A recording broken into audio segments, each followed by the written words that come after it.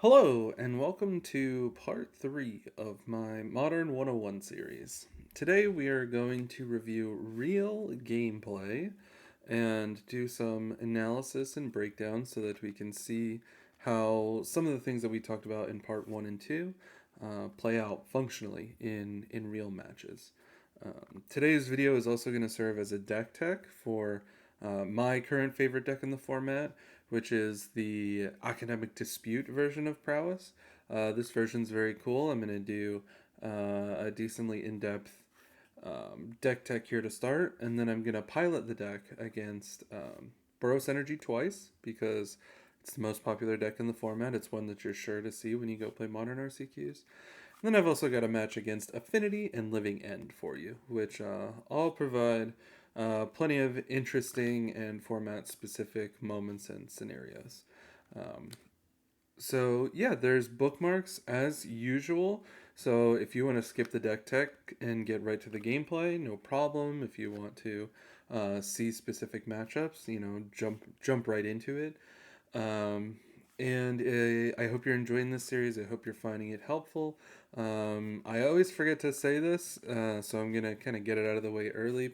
If you're enjoying this content, if you find it helpful, please, like, subscribe, comment, share, whatever. However you like to engage, helps me. So, thank you. But without further ado, I am going to jump in because this is going to be a long one. I'll be kind of trying to attack everything at the 101 level as best I can, but also keeping this video close to an hour and a half if I can. We'll see if I get there. But without further ado, let me talk about my build of Izzet Prowess.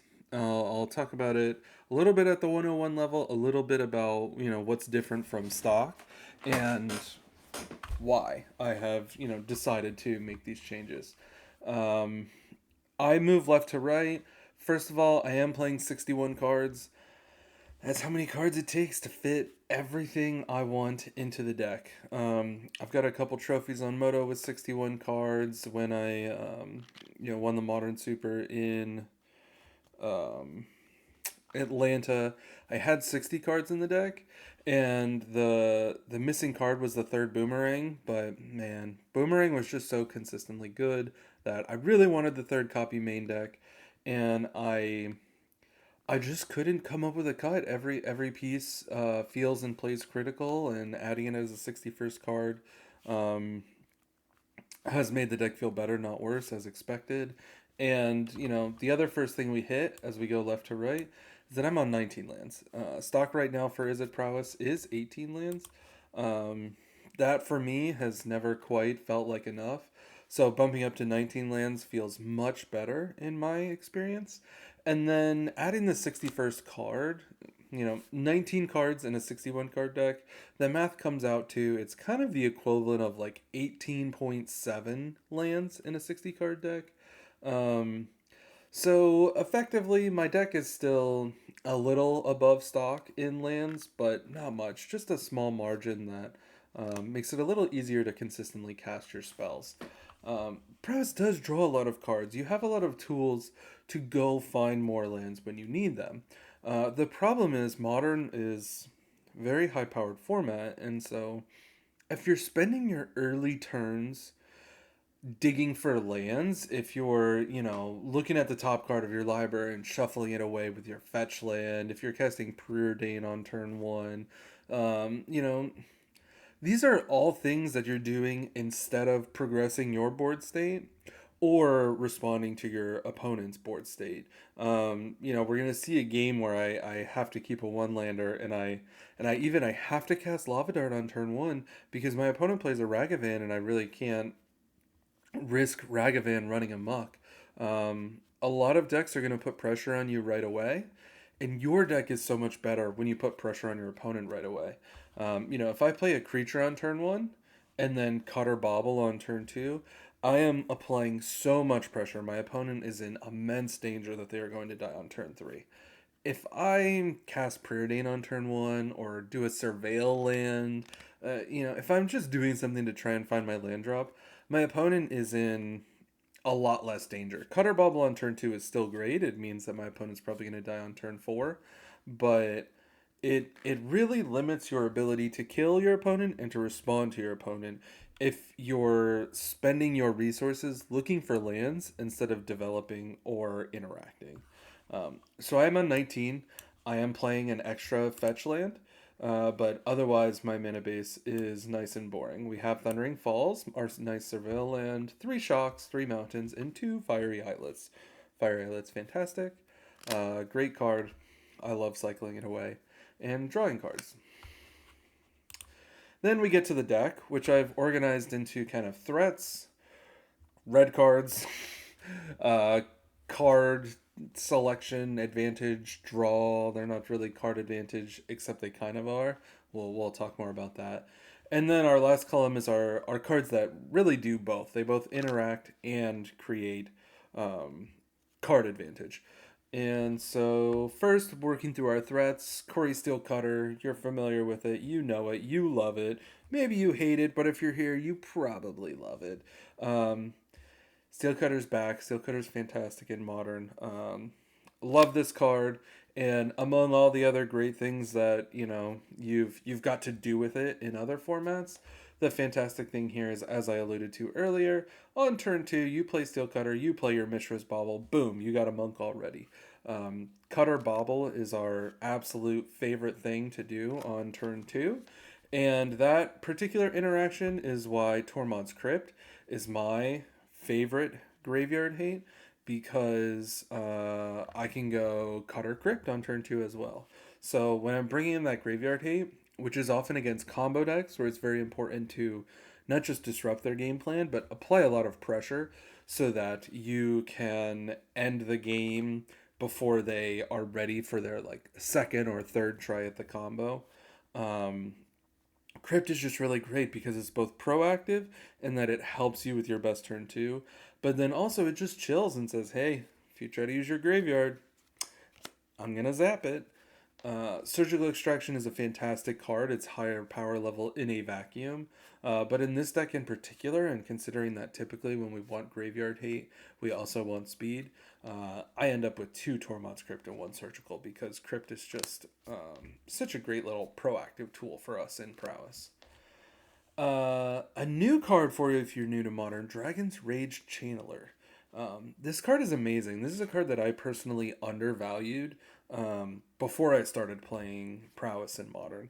I forget the precise circumstances where I first read this card, but I was kind of like, man, I have to get Delirium for it to be a 3/3 flyer, and then it's just a 3/3 flyer. Swiftspear is bigger than that so often. What are we doing? Is that card really that great? Yes. Yes, it is. Whenever you cast a non-creature spell, Surveil 1 is so good. This deck is so fantastic at looking at the top card of its library. We have Mishra's Bauble, we have Dragon's Rage Channeler, we have Preordain, which scries 2, so you get to see the top 2 cards of your library. Then you draw 1 card. So if you put both cards on top, after Preordain resolves, you actually know the top card of your library, which can be really cool with Dragon's Rage Channeler, because then I can set up these cool scenarios where, say I have a Dragon's Rage Channeler, and I cast Preordain. First of all, typically Preordain is scry 2, draw a card. Now I get to Surveil 1 before I scry 2. So if I'm looking for a particular out or answer, I'm getting all the way to my 4th card if needed, instead of being restricted to just being able to get the 3rd card. Getting 1 more card deeper is a big deal. And doing that every time you cast a non-creature spell is a big deal. But on to like the cute interaction that I'm trying to talk about. Let's say I cast Preordain, and the top 2 cards in my library when I scry 2 are Lava Dart and Mishra's Bauble. This is really, really exciting when I have a Dragon's Rage Channeler in play, because what I'm going to do is I'm going to put Lava Dart on top of my library, then I'm going to put Mishra's Bauble on top of my library, then I'm going to draw Mishra's Bauble. And then when I cast Mishra's Bauble, I'm going to trigger Dragon's Rage Channeler again, and I'm going to put that Lava Dart that I knew was there into my graveyard. And it's just so exciting every time you get to put Lava Dart directly into your graveyard because now you just have a free spell chilling. You didn't have to invest any mana, and you have a free spell ready and waiting for, a big turn where you're just going to go pew pew pew and deal like 80 to your opponent. Not 80, but we can deal a lot of damage in a turn, especially when you start kind of banking resources via those free Lava Darts. But knowing your top card, really cool. And that's just one example of a scenario where I'm utilizing Dragon's Rage Channeler and the knowledge of my top card to set up this kind of bonus value on top of fixing all your draws. And honestly, in Modern, a 3/3 flyer is quite solid in a lot of spots. Um, yeah. Dragon's Rage Channeler. If you read Dragon's Rage Channeler and you're unimpressed, I get you. I see you. I understand. However, Channeler is a house. I love Dragon's Rage Channeler. Fantastic card. Don't undervalue it. Monastery Swiftspear. You know her. You love her. She's the greatest. No notes. No notes. Love her. Storm Chaser's Talent is where I need to talk a little bit about my deviation from stock. You might look at Storm Chaser's Talent and Academic Dispute, which has the learn mechanic. We'll talk more about that. And how I'm playing Lessons and I'm playing Boomerang Basics. And you might think, oh, yeah, I get it. Stanley's playing Storm Chaser's Talent instead of Boomerang Basics, or instead of Slick Shot Show Off, because he's playing Lessons. And Storm Chaser's Talent is better in the Lessons package. And while, yes, that's true, Talent presents a lot of synergy with the Lessons package. Being able to Boomerang Talent is quite good. And being able to buy back spells when we're playing such a density of good spells, and being able to even buy back Academic Dispute, which then lets us buy back a new answer from our sideboard. Storm Chaser's Talent is objectively really great in the Lessons package, but it's also just great, period. The thing about Slickshot is that Slickshot costs 2 mana. And a lot of people argue, like, oh, the deck is slower now that you're playing Storm Chaser's Talent instead of Slickshot. But it's not. You have a ton of ways to kill your opponent on turn 3 when you start the game on turn 1. Putting a Prowess creature into play on turn 1 is so good and opens up a ton of lines where you're just going to kill your opponent dead on turn 3. Even something, there's this argument that, like, yeah, Talent Boomerang is really good in Standard, but that's not a Modern power level line.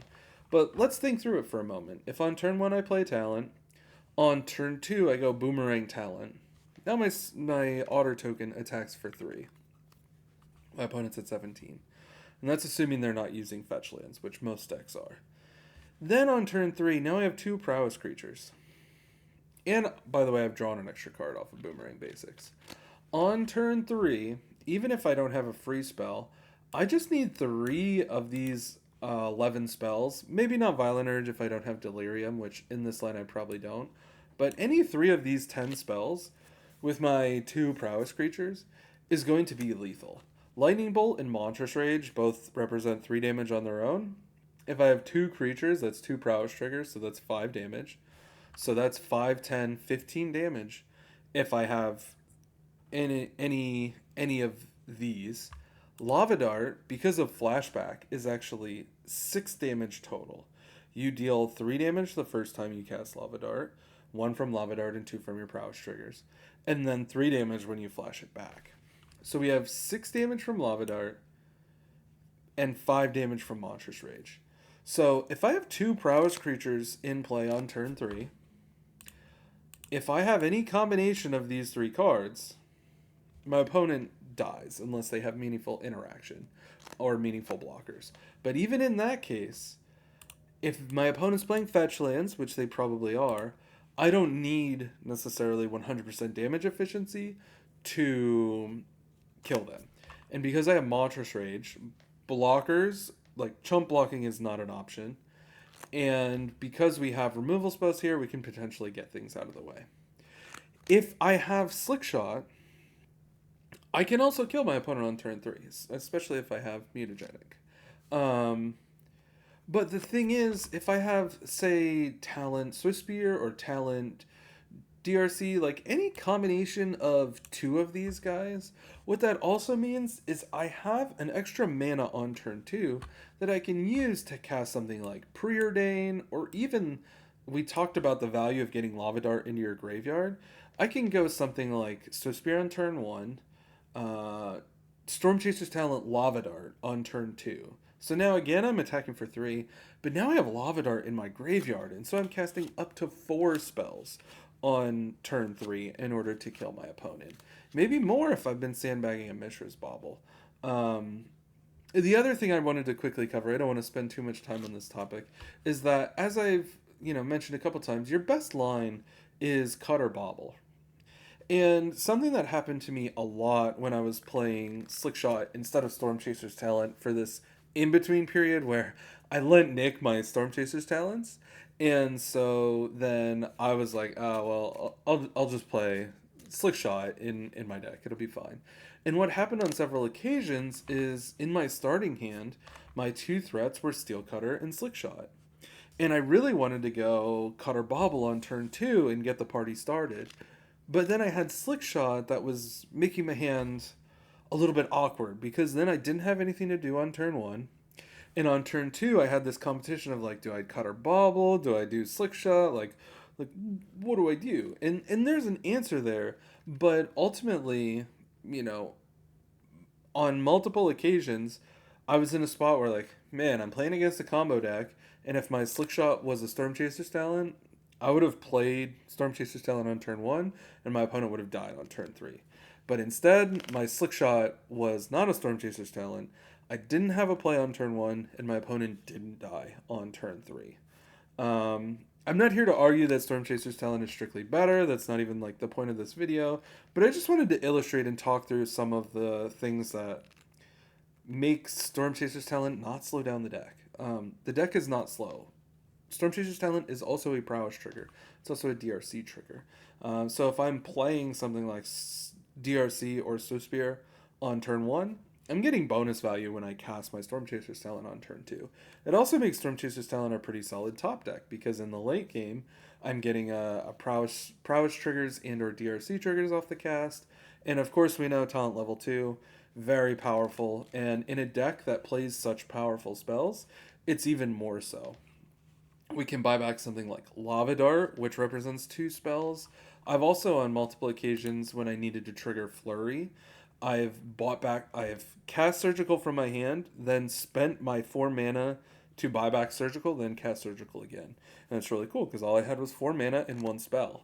But I was able to like cast, buy back, cast with this cool play pattern that only Storm Chaser's Talent can enable. So really a house of a card that is great on your early turns because it increases your density of 1 mana threats, which allows you to both deploy threats and cast your spells, which means you can meaningfully interact with your opponent.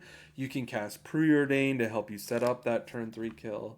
And then in the mid game, it's just like, oh, great, I got a Prowess creature and a Prowess trigger or a DRC trigger. And that's just solid value. And then in the late game, when you're able to buy back spells that can really take over, especially with those boomerang talent loops against the decks that are really trying to grind you out. Storm Chaser's Talent is a house of a card. I have been playing a non-zero number of copies in my Prowess builds for a long time now, and card's fantastic.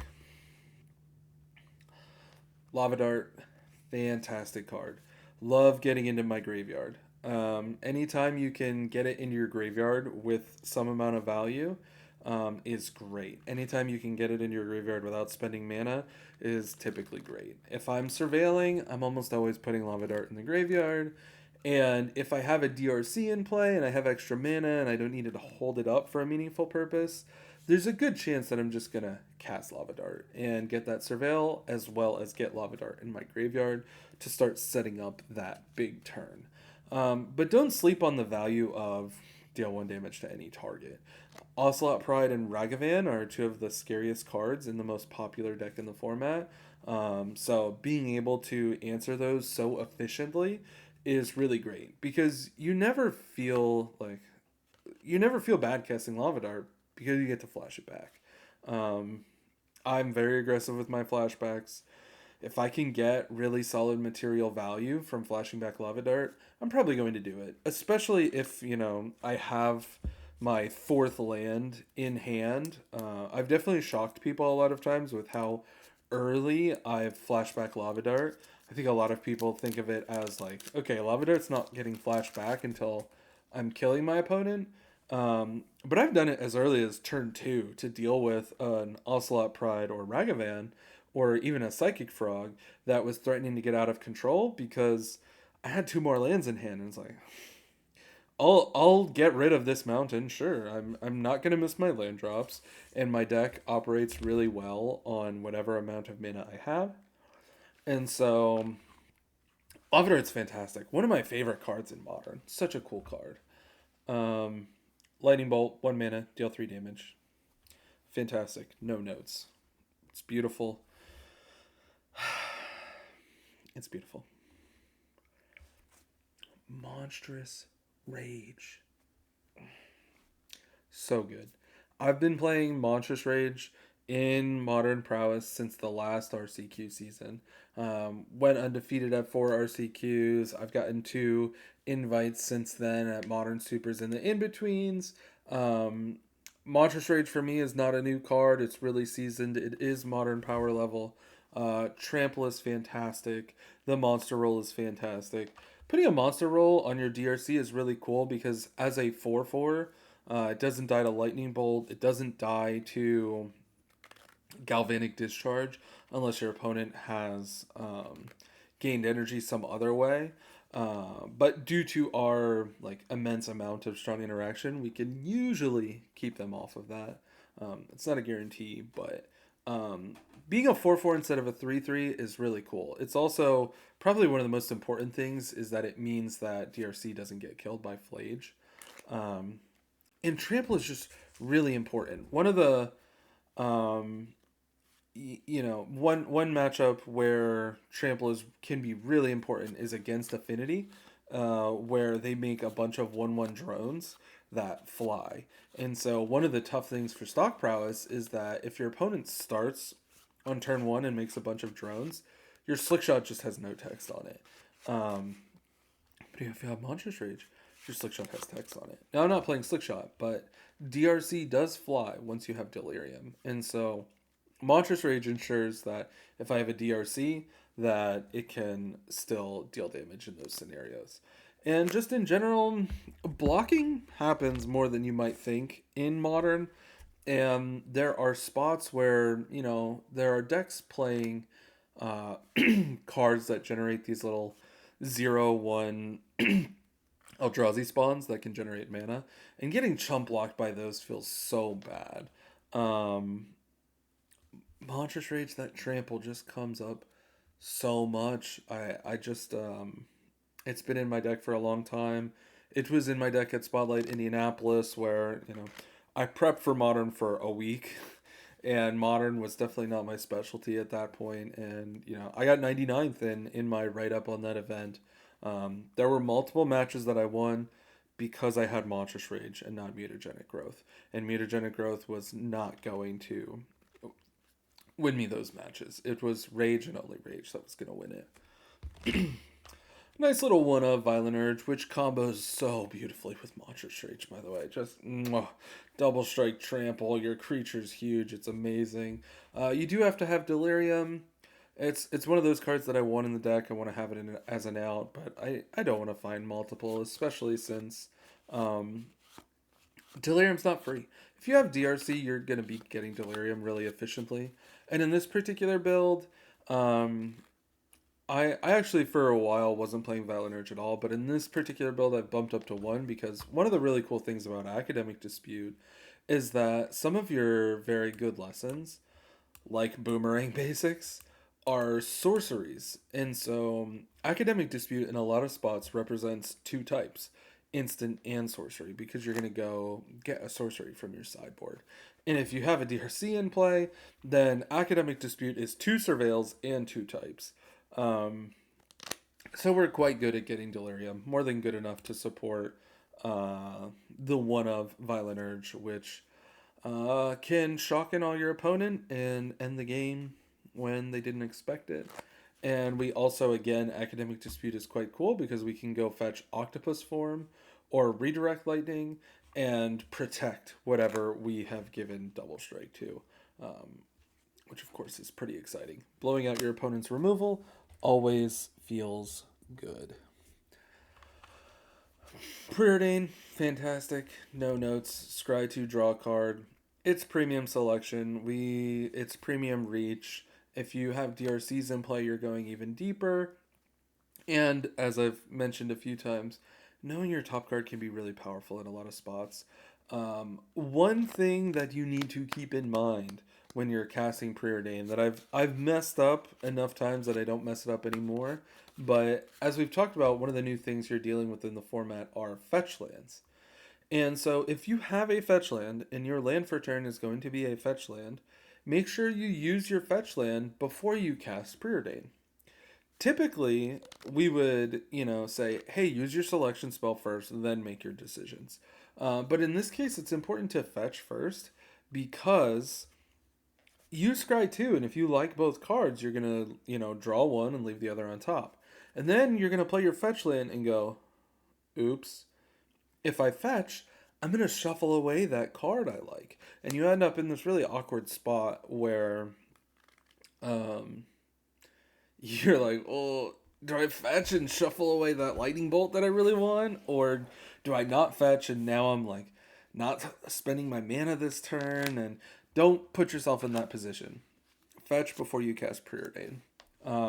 And to double back to the lands, when it comes to fetching, don't mess around. Get your steam vents, shock it in, fetch shock. Take your 3 damage. Don't be too scared. It's okay. You can take 3 damage. You can take 6 damage. There are a lot of games that I start by fetch shocking twice. I do want at least 2 of my dual lands. If there's a spot to sneak in Thundering Falls, great. But I'm pretty much never, besides in the Prowess mirror, worried about fetching cautiously. And the number of times that I've been punished for fetching cautiously versus fetching aggressively, it's not even close. There's been so many times where I'm like, yeah, I can probably get a mountain here. Then 3 turns later, I'm like, well, I'm losing because this mountain is a mountain, and my life total's not at 2, so I definitely could have gotten steam vents there. When in doubt, get yourself a dual land.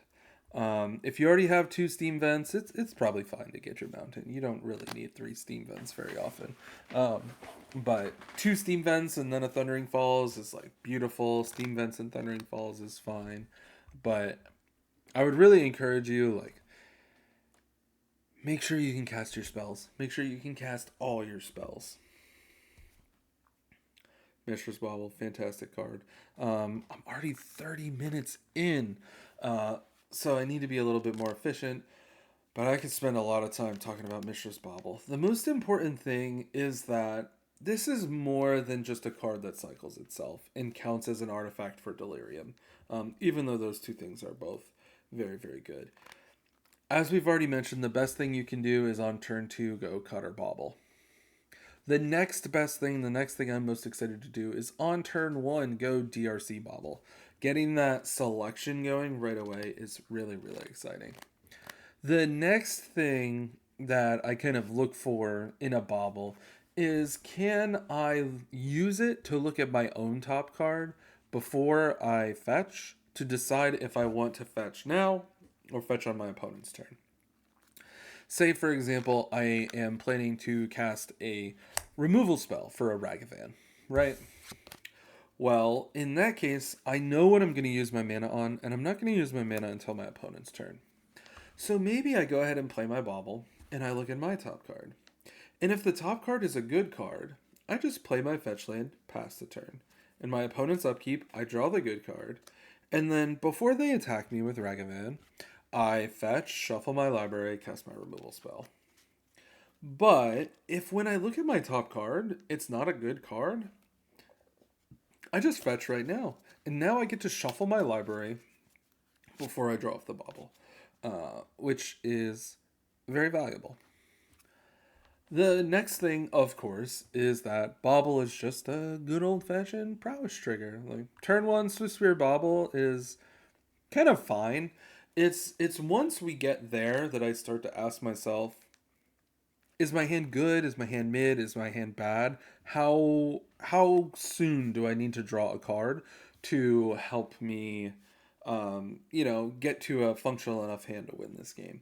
So, for example, if I have two Swift Spears or something like that, I'll probably try to save the bauble unless my hand is bad, right? If my hand is bad, I gotta get bauble out of there. I gotta draw another card and try to make my hand better, or if I really need delirium, and Bobble's gonna give it to me, get it out of there, get delirium. But if my hand is good, I already know what I'm doing this turn and next turn.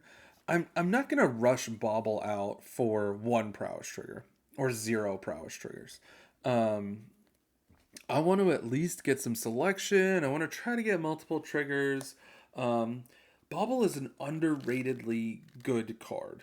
Or maybe appropriately rated. I don't know. But Bobble's really good. You can get a lot of value out of it. So when you're casting your Bobble, remember, if you're just cycling it, you can almost definitely do better. Speaking of which, Bobble actually makes a great Boomerang Basics target. Obviously, I don't have to tell you that Boomerang Basics is great with Storm Chaser's talent, but it's also great with Bobble. If you have a Steel Cutter in play and you go Bobble, Boomerang the Bobble, cast Bobble again, you've not only triggered Steel Cutter to make a guy, you've also cast an extra spell to make your guy a 3/3.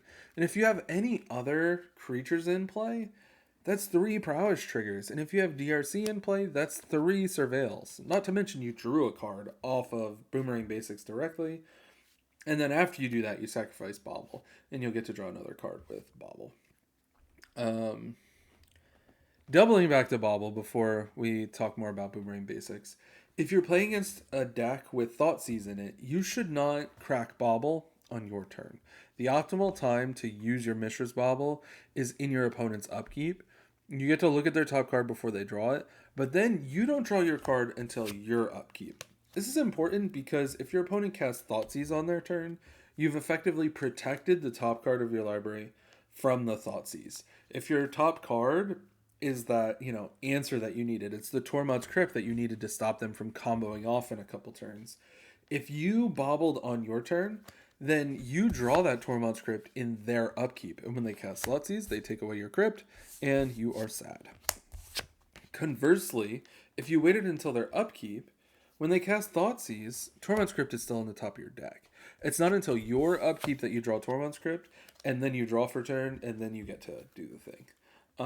And when you cast Bobble, don't be afraid to put a die on top of your deck or something. Give yourself a visual indicator to help you remember to draw in the next upkeep. It is missable. You gotta really make sure you don't miss it. Back to Boomerang Basics. We have 8 premium targets to bounce to our own hand with Boomerang Basics, which is enough to say, hey, Boomerang Basics is a proactive card. I'm happy to, have it in my deck as a proactive card. It's also something that, in a pinch, if I know my top card because of DRC or something like that, maybe I'll do something funny. Maybe I'll bounce my Swift Spear. Maybe I'll bounce my DRC. Doesn't happen often, but if I happen to know that there's a key or important card on top of my deck, then I'll do it. I've had a spot where, all right, my opponent's dead to a lightning bolt. I surveil, I see a lightning bolt. Okay, I'll just Boomerang DRC back to my hand. Here's a lightning bolt in my hand. Boom, opponent's dead. It's great. Boomerang Basics is also just really good pointed at your opponent's stuff. There are a lot of hateful permanents in the format, and you set yourself up in spots where you just bounce Ensnaring Bridge, bounce Trinisphere, bounce High Noon, and then you kill your opponent. Bounce their Psychic Frog, bounce Sire of Seven Deaths. There's a lot of times in Modern where I'm actually perfectly happy to just bounce my opponent's permanent, and it opens a window for me to kill or maim my opponent. If Boomerang was only good with these 8 cards, I wouldn't play it. But what I've found the more and more I play with Boomerang Basics is that it's good pointing at both sides of the battlefield, which means I want the full 4 in my 75. It's just a really powerful and flexible card. And finally, the little engine that could, Academic Dispute. Target creature blocks this turn if able. You may have it gain reach, and then learn. So first the basics. You do have to have a target. You can target your creature or your opponent's creature. This does mean you need to be mindful of don't target your opponent's creature if they have Goblin Bombardment in play, because then they'll just sacrifice their creature and Academic Dispute won't resolve. The same goes for, if you're casting Academic Dispute on your own creature, if your opponent responds with a removal spell, Academic Dispute's not going to resolve, and you're not going to learn. Which means you need to be tactical about what you target and when you target when you're casting Academic Dispute. It's not that hard. It's not, particularly complex to resolve, but it does require you to be, using all of your facilities to make good decisions when casting the card. We have great lessons from Avatar, Firebending Lesson, nice removal spell. Redirect Lightning has a ton of funny and cool applications. Taking a lightning bolt that's supposed to kill your DRC and redirecting at your opponent to kill them instead, really, really exciting stuff. Iros is a great removal spell. It can help you claw back if an Ocelot Pride got out of hand. It can deal with all those little drones that come out of Affinity. Price of Freedom can destroy Urza Saga. It can destroy any artifact that they got off of Urza Saga. It can destroy those hateful permanents that we talked about.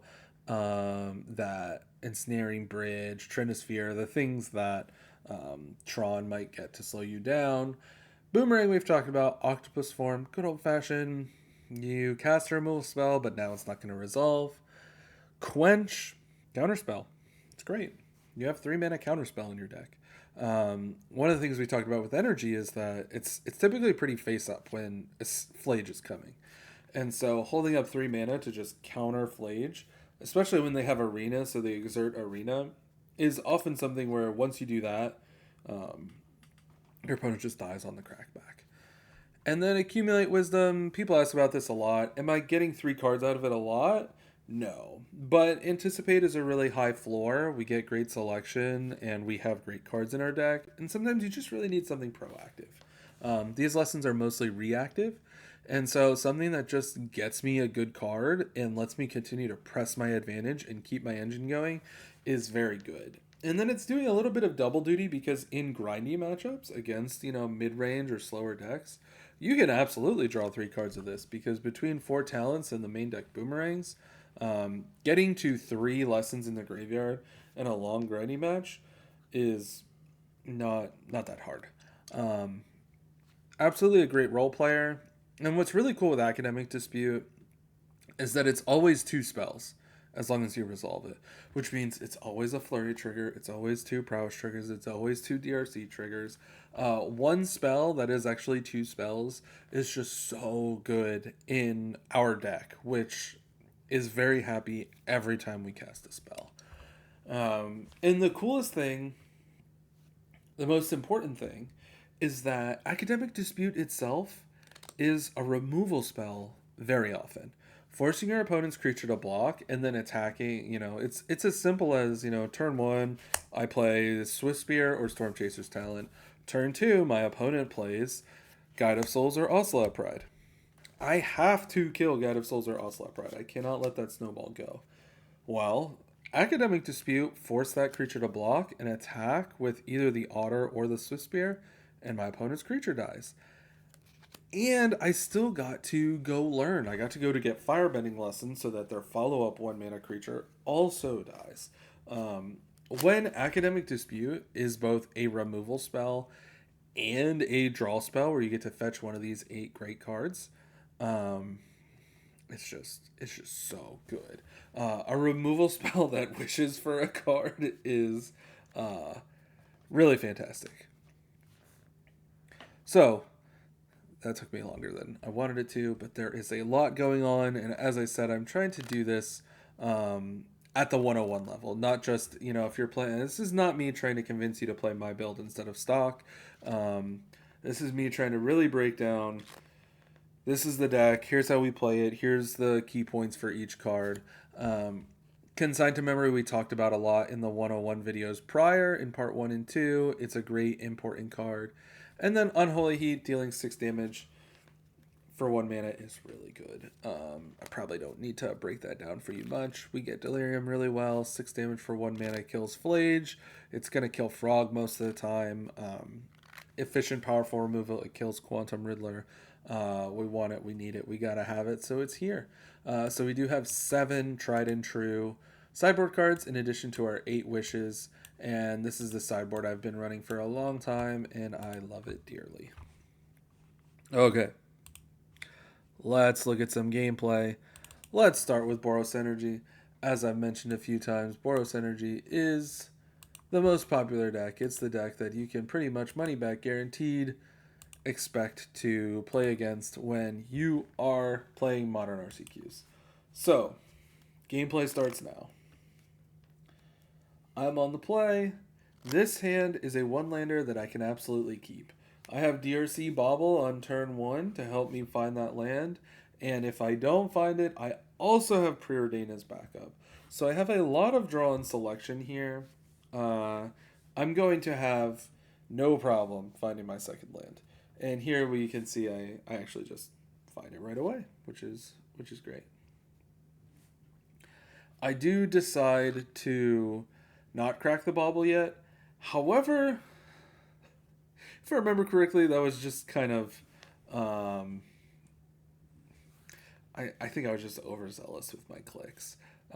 If I had a Boomerang in hand, then I probably wouldn't crack Bobble. But here in this case, it was just a little bit of a brain fart. Happens to us all.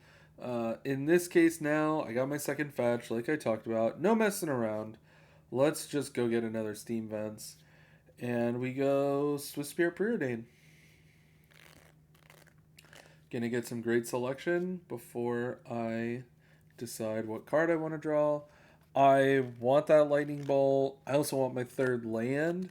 But I'm going to look at 2 cards on this scry. And so we will see. I think I'm going to top them both if I remember correctly. A big part of this decision point is I don't know what I'm playing against yet. If I knew what I was playing against and I really wanted to kill my opponent on turn 3, I would just put Stormchaser's Talent on the bottom and leave Lightning Bolt on top to increase my chances of, on turn 3, going land, Monstrous Rage, Bolt, Dart. Because with those spells, I'm going to deal 4, 8, 12, 13, 14, 15, 16. And I'm attacking for 3 here, and my opponent has a Windswept Heath in play. And so that's 20 damage. The 4 was 4 from Monstrous Rage, because I have a Swift Spear, so everything gets +1. So 4 from Monstrous Rage, 4 from Lightning Bolt, and 4 from Lava Dart, because I'm going to deal 1 twice. So that's 2 Prowess triggers. So, just like I was talking about in the deck tech, we have 2 creatures, 3 of our red cards. Opponent dies on turn 3 if they're not meaningfully interacting. The problem is I don't know what my opponent's playing. I kind of suspect it's probably energy. And so I'm not particularly expecting that I'm going to be able to just free pass kill them on turn 3. And Stormchaser's Talent is just a little too good here. It's going to trigger Prowess. It's going to trigger DRC. It's going to give me another Prowess threat to ensure that even if I have to use the Bolt or the Dart as interaction, I should be able to kill my opponent on turn 4 pretty confidently. And now Elegant Parlor comes into play. And there's a very high percentage chance that I'm playing against energy. After the Surveil, I look at my opponent's top card. So really important here that I don't look at my opponent's top card while they have a fetch land in play, because what's going to happen is after I look at their top card, they're going to fetch and shuffle it away. It's really important that I wait until both after they fetch, after they make their decision on the fetch, and if they get a surveil land, wait until after they've surveilled. Then you use your Mishra's Bauble in order to look at their top card. In this case, we see God of Souls. It's confirmed we are playing against energy.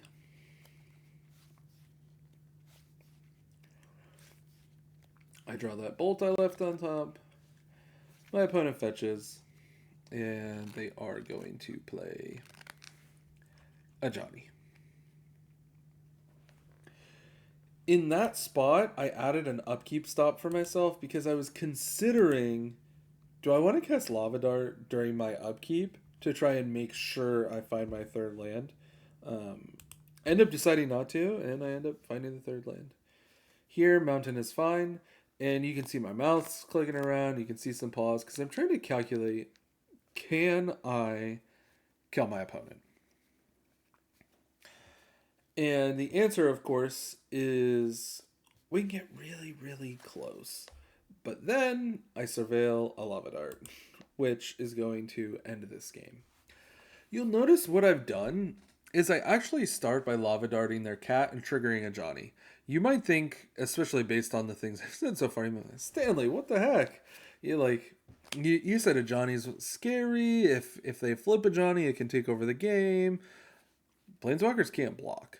So first things first, I Lava Dart the cat token because if my opponent just flips a Johnny, they die. Right now I have 5 power in play. They are at 15. So this is 5, 6, 7, 8, 9 from Prowess, 10, 11, 12, 13 from Prowess, and then 14, 15. Opponent goes to 0 after I flash back both of those Lava Darts. So if my opponent flips a Johnny, they just die on the spot. Now my opponent's trying to figure out, can I flip my Johnny or will I die? And they do not flip their Johnny. In this case, I play a little suboptimally. I decide to just cast all my spells and attack my opponent. Technically, it's more optimal to, attack before kind of showing them everything that I have planned for them. But in this case, my opponent, by not flipping a Johnny, has indicated that they're going to block with the Johnny. So they end up scooping once I put one of those Lava Darts on the stack.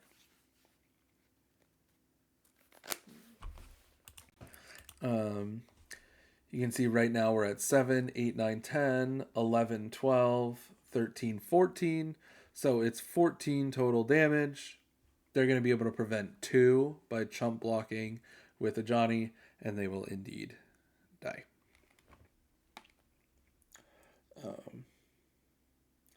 Did I do math wrong somewhere?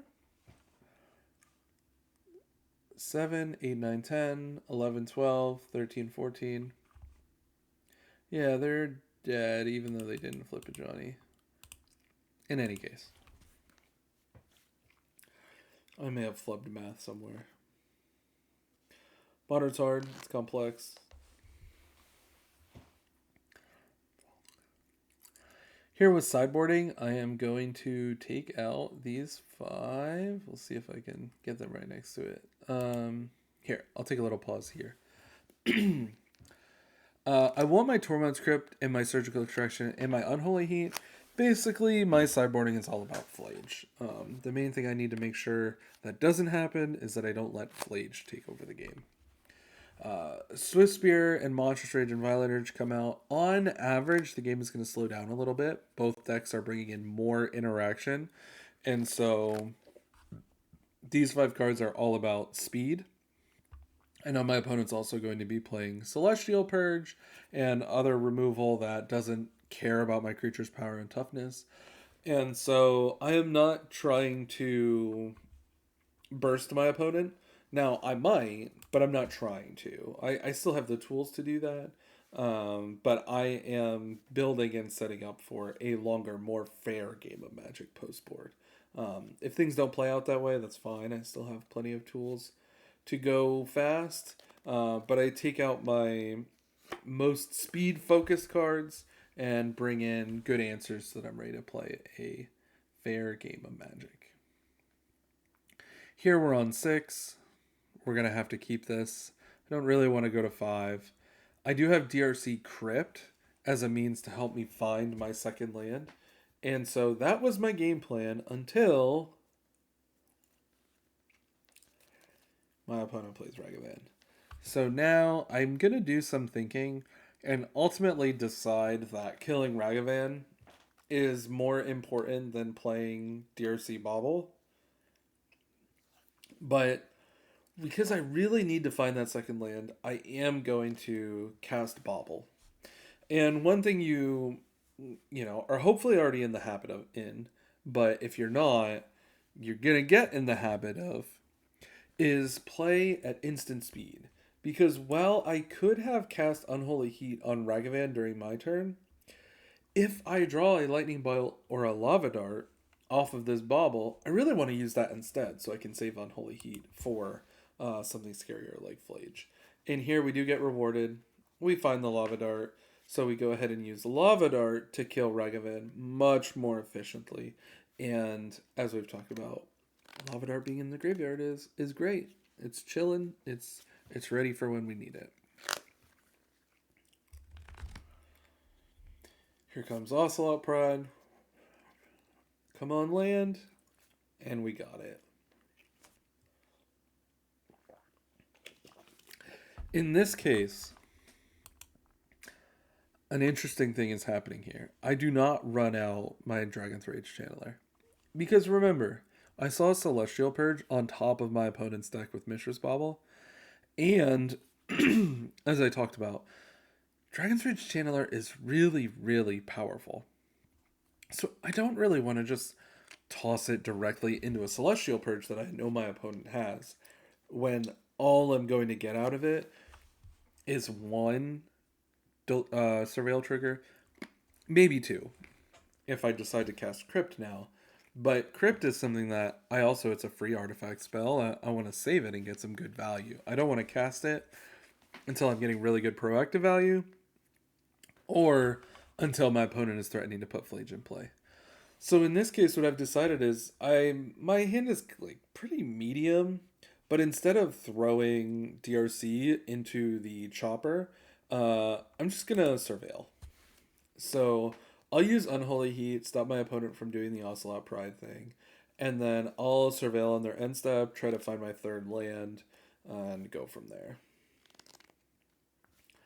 I could also, if I really wanted to save that Unholy Heat, I could also cast Academic Dispute and get Firebending Lesson and kill my opponent's Ocelot Pride like that. But, similar theme. I think I can get more value out of Academic Dispute. And I do have Tormod's Crypt to deal with my opponent's first Flage. And so I don't need to be too greedy or aggressive, keeping my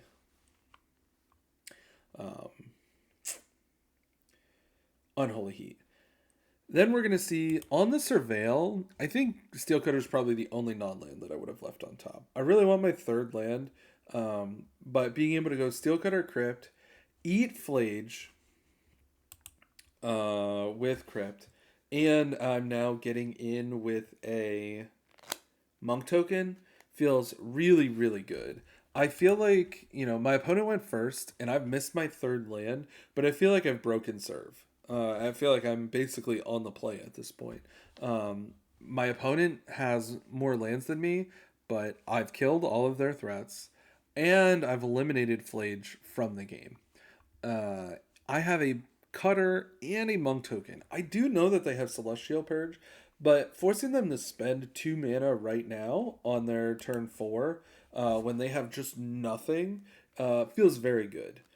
So this is a game where we started slow, our land situation was awkward, but we played patient, we played boring, we took the boring lines, and we answered our opponent's threats, and now we're in a great spot. Our opponent didn't have the fourth land. They didn't have another one drop. They had to use Celestial Purge, otherwise Cutter's going to take over the game. So I answered their cards that threatened to take over the game.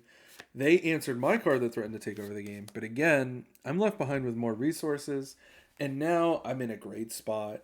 I have DRC plus 2 more lands to use Academic Dispute and Octopus Form to protect my DRC. You'll notice again a proactive fetch, because what I don't want to do is I don't want to play DRC and then fetch, and then my opponent can respond to my fetch. Fetching uses the stack, your opponent can respond to it, and so in that case I would only have 1 mana, and I wouldn't be able to go Academic Dispute into Octopus Form to protect my creature. So I grab my mountain, I have 3 lands before I tap one of my lands and put DRC in play. And now 4 of my 8 lessons in the sideboard are completely online, being protected by Academic Dispute. My opponent doesn't cast a removal spell, and they just cast Flage here. So it's important to let Flage resolve. The ETB goes on the stack, and they choose a target. Then I'm going to go ahead and use Academic Dispute, go get Octopus Form, and what's really great here is that I'm going to Surveil twice. So you see, I got my 4th land out of the way. I don't want or need my 4th land. I get to go get Octopus Form. I get to Surveil again and get what would have been my 5th land out of the way. So we got a double Surveil. And because Octopus Form gives Hexproof, Flage's ability is removed from the stack. It doesn't, resolve at all. And so they don't gain 3 life. So massive value here. 2 Surveils, denied the life gain, kept DRC alive, and we draw Preordain after scrying away those 2 bad cards, or surveilling away those 2 bad cards, which is pretty fantastic. That is going to, I believe, give us Delirium. It lets us do the thing. So you notice I very carefully have to resolve this. So we leave Talon on top. We're trying to, we're building here. We're setting up. We're trying to overwhelm our opponent, and we get to do the thing. Very carefully, I'm gonna put Lava Dart on top. Then I'm gonna put Storm Chaser's Talon on top, which is going to allow me to, when I cast Storm Chaser's Talon, surveil that Lava Dart into the graveyard. So now I have 2 Lava Darts in my graveyard, and we are looking really, really good. Next turn, I have 2 free spells in my graveyard, and then I have Academic Dispute plus Redirect Lightning to protect my guys from a removal spell. I did already use my Octopus Form, but in this case, my opponent cast Goblin Bombardment, which is of no consequence in this scenario. If they try to use Bombardment to kill an Otter, then I just respond with Lava Dart. And here we can present lethal without casting any of the spells in our hand. I am going to cast Tormod's Crypt, but just of note, I don't have to. I can just flashback Lava Dart, target Ocelot Pride. They sacrifice Ocelot Pride, target one of the 1/1 Prowess creatures. I respond and Lava Dart them. They're at 8. I have 9 power in play, and my opponent dies. Here, I cast Crypt anyway, trigger some stuff. I think my opponent concedes before I cast all my spells. But no real need. Energy is not playing Solitude at any kind of rate that I'm going to respect Solitude here. And so, this was a good match. And definitely a good game too. We played really patient, really tactical, and basically everything our opponent tried to do, we said no. And remember this DRC, I could have had him die early. We had a lot of spots where we could have taken different, less patient lines, but those potentially let us, or let our opponent, get into a position to have their snowball going as well. We just never let them do anything, and then took over the game here at the end with just too much value. let's look at that second match against Energy. This time we're on the draw. We are going to keep this very imperfect hand, but I'm in the blind. I have my cutter. I have interaction. I'm hoping I can get Thundering Falls in play on turn one. But just like last time my opponent played Ragavan, my whole game plan changes. So we'll go ahead and we're not going to play Thundering Falls. And we're going to go get Steam Vents and kill Ragavan before that snowball gets rolling. I do not want my opponent to have a treasure, and I certainly don't want them to potentially get a free card off the top of my library. Here comes Guide of Souls. Here comes another Guide of Souls. And so, in this case, I kind of wish that they had played a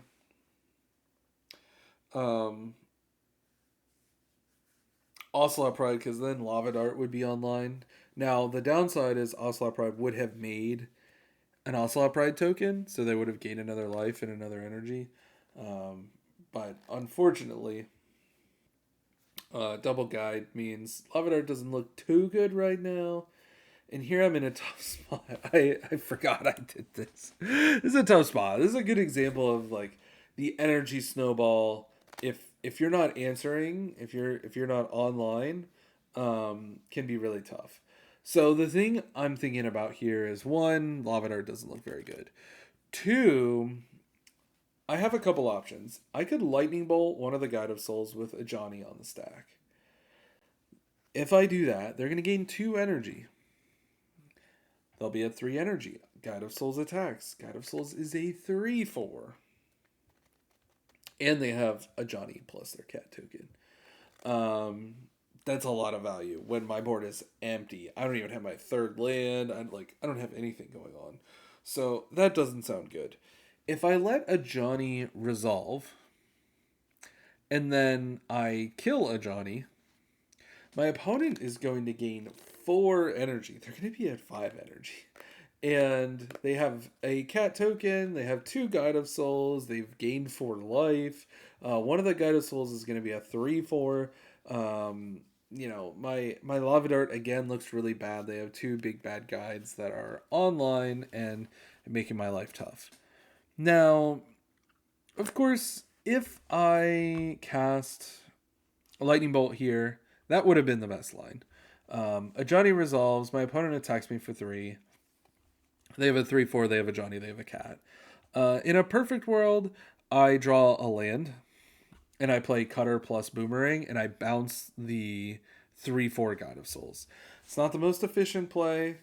Guide of Souls is just a 1/1, but at least I got the counters off of him. In this case, we're playing Magic. This was a winnable game that I was just like, nah, we're good. I don't need this in my life. I'm playing Magic Online. I digress. We're gonna sideboard the same way, and let's see what happens. There is no way I finish this video in an hour and a half. That's for sure.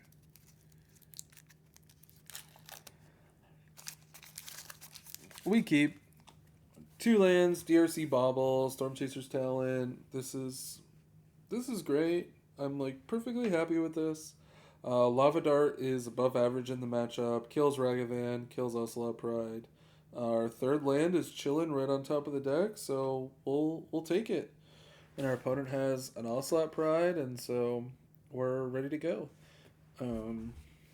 I try not to be too greedy with my lands. I really want and need 3 lands, so while I will surveil away lands a lot, surveilling away the third land is really tempting fate. You're really kind of allowing yourself to get in a bad spot potentially. I do just get the mountain here since I have Fiery Islet as my second blue source.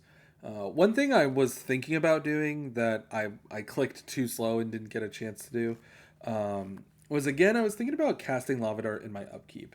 I know that no matter what, I'm casting Lava Dart on Ocelot Pride this turn. And so the decision point is, do I cast it in my upkeep and surveil before I draw for turn? or do I cast it in main phase 1 and surveil after I draw for turn? And in this case, we can see I drew Lava Dart. Lava Dart was my top card. Obviously, results-oriented thinking. I should have cast Lava Dart in my upkeep. I would be able to put that third Lava Dart into the graveyard, and I would be very, very happy. I just didn't click on that upkeep stop fast enough. If this Storm Chaser's talent was a Monastery Swiftspear, then I probably value the Prowess trigger off of Lava Dart, and I don't cast in the upkeep. But there's really no benefit to drawing my card before casting Lava Dart in this particular spot. It's not like it's turn 3 where maybe I draw Steel Cutter and I get punished because I want to go Cutter and then Lava Dart. I really can't think of a punish here, so I definitely misplayed a little. I would have drawn Lightning Bolt instead of Lava Dart, which would be much better. I do end up putting the Lightning Bolt in the graveyard because I really want to get Delirium on ASAP. So now I cast one of my 3 Lava Darts, and I put the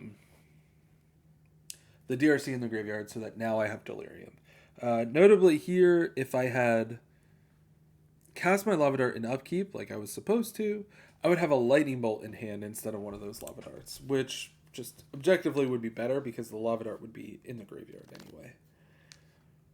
It's not always going to work out like that. There's a lot of times where I surveil in upkeep and leave the card on top, and then it's like, okay, I didn't get any value. So it's important to think about it, but you do want to make sure that you're not putting yourself in a position to get punished. Like I said, you don't want to miss out in damage from a Swiftspear. You don't want to miss out on missing out on a Flurry trigger would be a huge deal. Here my opponent casts High Noon, which is a bit annoying, especially because now I draw Cutter. But the thing is, this is one of the upsides of DRC. She's a 3/3, and it doesn't matter that I can't trigger Prowess a bunch of times. So we just put Cutter on the board and attack for 5. The Cutter can't be triggered now that High Noon's on the board, but I can still equip it. As I mentioned, making DRC a 4/4 is very non-zero in this matchup. But my opponent missed their third land drop. Looks like they kept a hand kind of hoping that Ocelot Pride or High Noon would take over the game. And in this case, because High Noon is here, I want and need to just get these Lava Darts out of my hand. So I'll take that selection before I draw for turn by casting Lava Dart on my opponent's end step. And, just deal 1 damage. Get my spell out of my hand. Keeping Academic Dispute might look funny. But what Academic Dispute lets us do is it lets me buy Boomerang Basics and then Boomerang High Noon and kill my opponent. I'm going to have 3 Lava Darts in my graveyard. I'm really rip-roaring ready to set up a big turn. So we just poke him with a Lava Dart and attack, no problem. In this case, I'm not equipping my Steel Cutter because what I want to do is resolve Academic Dispute and go get Boomerang Basics. So if and when my opponent casts a spell on their turn, I will go ahead and cast Academic Dispute, get Boomerang Basics, and kill my opponent, which is what's about to happen. The funny thing is we're actually in a rare spot where I don't have 3 mountains, and so I can't cast all 3 Lava Darts. But that's okay. We will be able to Boomerang the High Noon, and then I'm going to pause it. So we're Boomerang the High Noon. We've got a 2/2, and they've got a 1/2. Even without the top deck of Mishra's Bauble, if I sacrifice 2 Lava Darts to kill Guide of Souls, then this Otter is a 4/4, the Steel Cutter token is a 2/2, and unless my opponent has Galvanic Discharge, they are going to die. In this case, in order to play around Galvanic Discharge, it is very nice that we drew Bauble. So we start with Bauble, and if my opponent has Galvanic Discharge, they still can't win the game because the most they're going to deal with the Galvanic Discharge is 3. And if they responded to Bobble, then I flash back to Lava Darts, and Otter is out of range. And again, they concede before I can cast my Lava Darts. So we resubmit, and we go to game 3.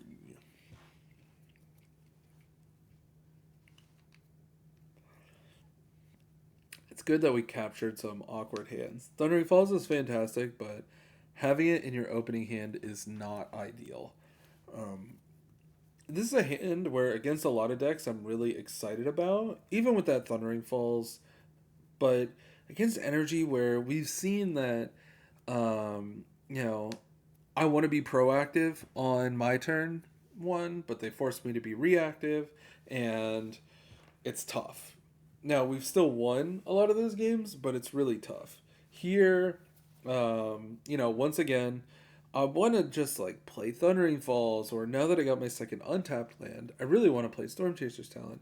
But again, just can't let these snowballs go with Energy. You might think, oh, it's just one Ocelot Pride, but remember, they played double Guide of Souls, right? And so, if they did that here, they, gain 1 life off the attack, and then they have 2 Guide of Souls. So when their cat token comes in, they gain 2 more life, they gain 2 energy.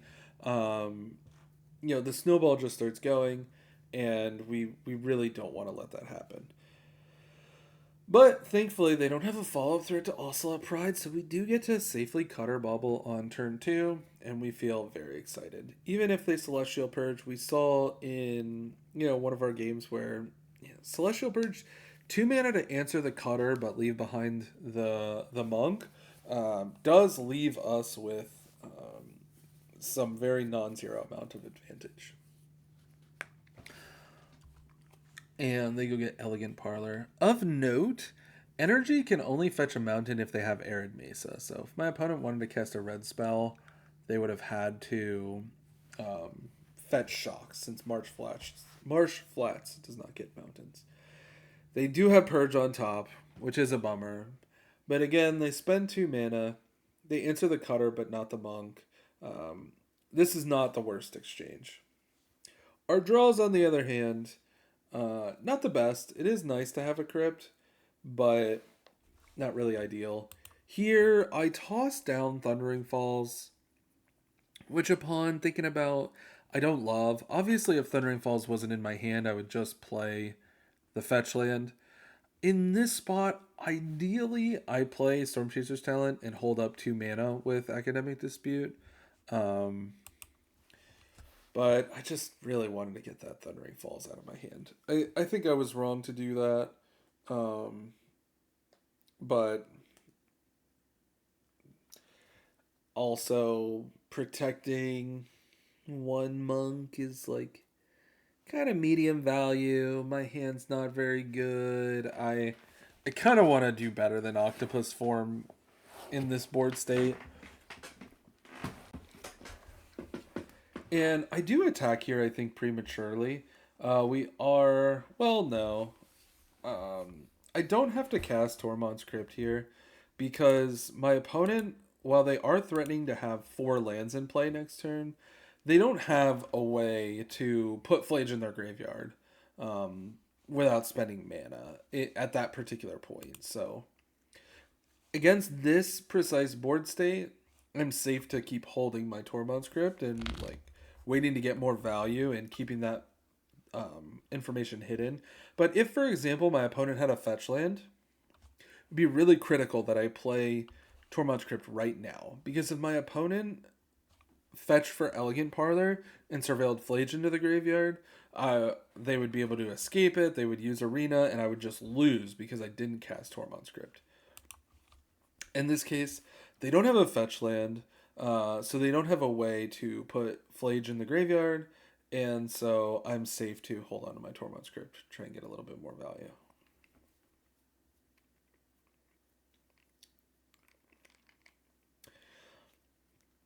I think some misplays are on the way from me. Yeah. Oh.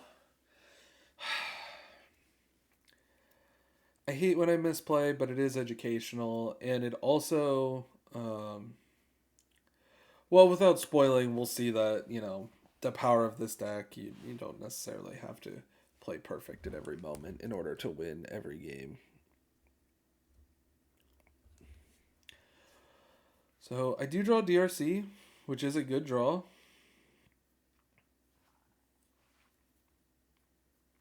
I don't remember what precisely I'm thinking about here. Oh, now I remember. So what I'm thinking about is, can I kill Ranger Captain of Eos with Academic Dispute and not trade my otter token? And what I calculate is that I can play Academic Dispute, force Ranger Captain to block. Now the otter's a 2/2. I can get Boomerang basics and Boomerang my Storm Chaser's Talent. Now the otter's a 3/3. I can play Storm Chaser's Talent. Now the otter's a 4/4, and my otter eats their Ranger Captain. And again, my opponent doesn't have a fetch land, so I actually don't have to cast Tormod's Crypt here. If after all of those spells, that 1, 2, 3 spells, I'm gonna surveil 3 times and I'm gonna draw a card. If at the end of that I'm not satisfied with my situation, then maybe I'll cast Tormod's Crypt for the surveil. But I'll make that decision when I get there. However,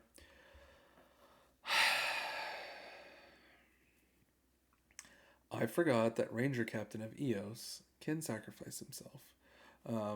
It's not a card that is played in every energy deck, but it is definitely a card that some energy players play.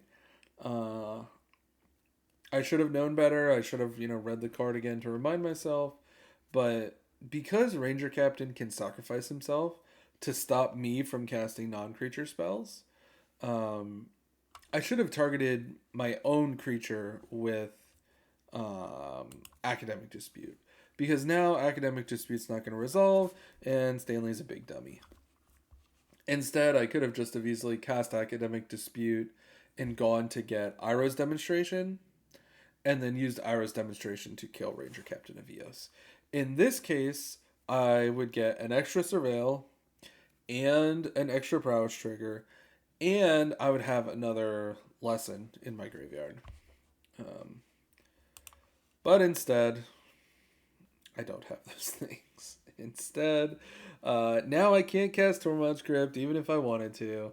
I played the Mountain instead of the fetch land because I thought I was going to use all my mana. Like, this was really, like, the tiniest thing, but every decision has so many, like, cascading decisions that are dependent that now, like, Tormod's Crypt is in my hand, which is fine, but if my opponent had had a fetch land, it wouldn't be fine.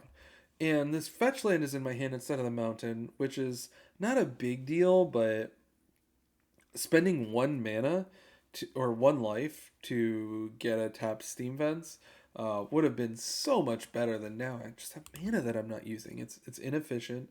It's not good.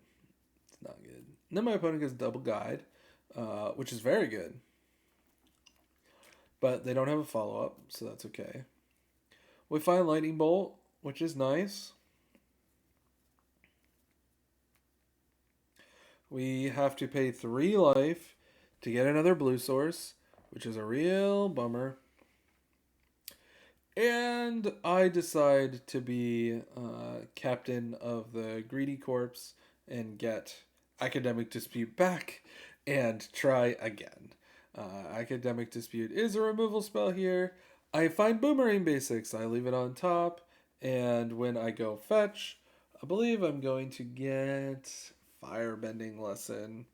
Which, by the way, is a little bit sketchy because my opponent can probably pretty easily get to enough energy to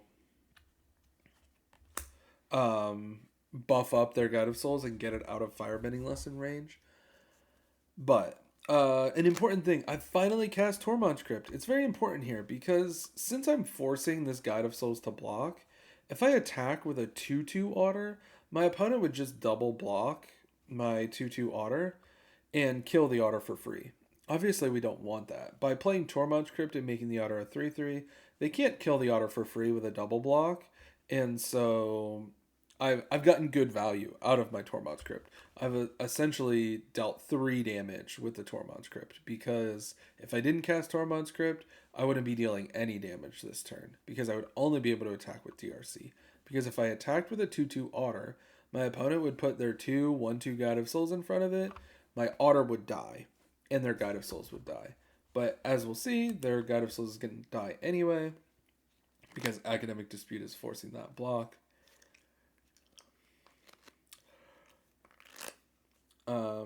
My original plan was to take Boomerang with Academic Dispute, but since Boomerang is on top of my library, I decided to take Firebending Lesson. As I mentioned, this was a little bit of an imprecise decision because now that they've played a creature on their turn, Guide of Souls is going to be able to turn himself into a 3/4 and no longer dies to Firebending Lesson. So,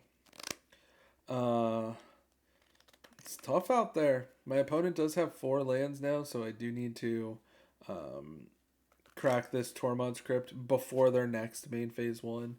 I decided to go ahead and just do it now, get it out of the way so I don't forget. We start by drawing a card. Hope we can, find... Unholy Heat would have been our best draw to deal with that Guide of Souls. But Lava Dart's not bad. We can continue to save the Firebending Lesson for something else where it's going to be more efficient. And of course we're going to play that Storm Chaser's Talent. Now remember, because of the misplay earlier, I have just Boomerang basics in my graveyard. If I hadn't misplayed earlier, I would also have Iroh's Demonstration in my graveyard. And Firebending Lesson would be my 3rd lesson, and we would be accumulating wisdom to draw 3 cards, potentially. However, we goofed that. So in this spot, as I mentioned, if I hadn't misplayed earlier, I would be buying back Dispute again and setting myself up to accumulate wisdom and draw 3 cards. In this case, I cannot set myself up to draw 3 cards, but I still decide to be a little bit greedy and take Academic Dispute. Probably should have taken Boomerang Basics, because the risk reward on Academic Dispute here is not ideal. I think if I have Boomerang, I probably just kill my opponent. But here, if they have a removal spell as their last card, I do get blown out. The thing is, Galvanic Discharge is not going to be good enough. Now that Mishra's Bauble has resolved, my Swiftspear is a 2/3, and I have Firebending Lesson plus this Lava Dart in the graveyard up to use Prowess triggers to stop my opponent from killing either of my creatures with Galvanic Discharge. I can proactively Firebending Lesson whichever creature they're not targeting with Galv, and then use Lava Dart to ensure that both creatures survive. My opponent has also already cast Celestial Purge once this game. So, realistically, while it was a little greedy,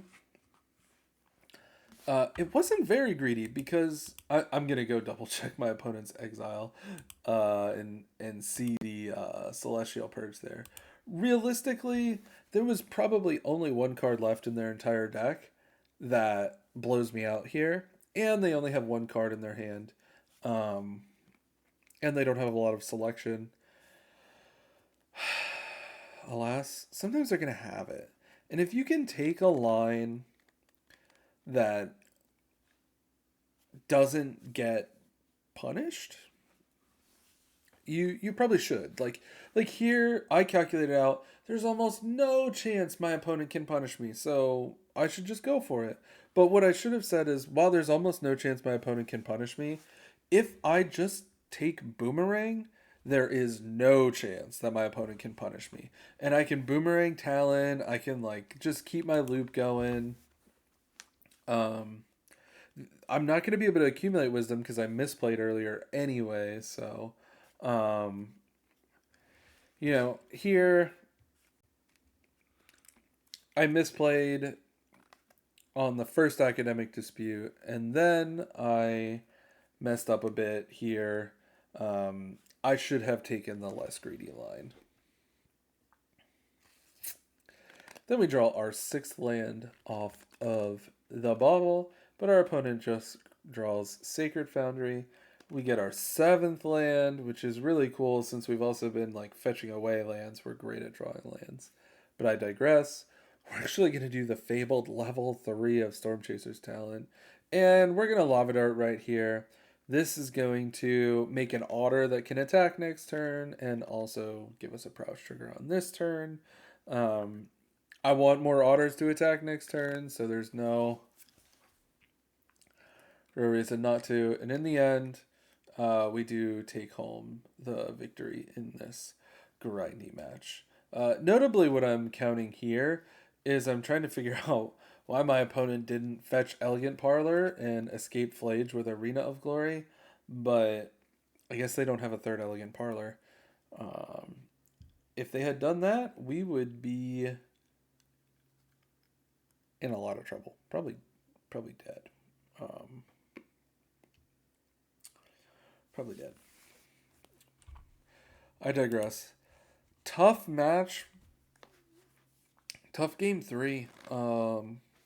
But we can all learn from the mistakes I made there with Dispute at the end. Um,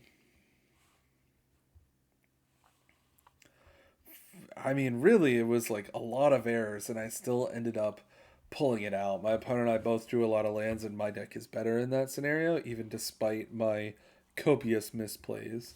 Um, Make sure you're choosing a target so that academic dispute will resolve. Make sure you're choosing very carefully when you resolve academic dispute. I could and should have chosen Boomerang over Firebending Lesson, and that would have avoided a lot of the issues that I ran into after that. Because then, um, my greed got really super punished, and I wasn't able to kind of keep looping, and I had to level 3, and um, yeah, make sure your academic dispute resolves. Make sure you're thinking carefully when you choose your target. And think carefully when you're leveling up your talent. Um, the highest upside play was dispute to get the extra triggers, to get the extra lesson, to work towards the accumulate wisdom. But I didn't need that. I didn't have to do that. It was very, very, very low percentage that my opponent had precisely what they need. But if I just take Boomerang, there's no chance. And I just get to go to level 2 again. So the risk reward there was not right. Definitely I should have taken Boomerang. Okay. I can't believe it's already an hour and a half. This is actually my second time recording this video. And the first time um, the video was like an hour and 47 minutes. And I was like, okay, now on the second run, I'll be quicker, right?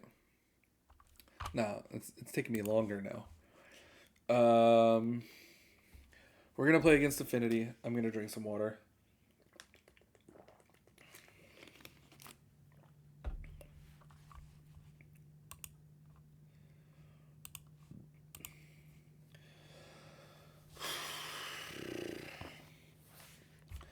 We're gonna cut our bobble. Sorry, not cut our bobble. DRC bobble. See, I'm already kind of out of gas making commentary misplays. My opponent is just holding priority for some reason. You can see their clock ticking down. Okay. So we surveilled. We left on top. I believe we left a DRC on top, and then we decided not to crack our Mishra's Bobble, which I did because I have the Boomerang basics, and because what I want to do is next turn I want to play DRC, and then I want to Boomerang Bobble and get a bunch of Surveils, get my Delirium, have 2/3/3 flyers, draw a card off Boomerang. I'm going to be super happy in that case. it becomes a bit awkward because I'm playing against Affinity.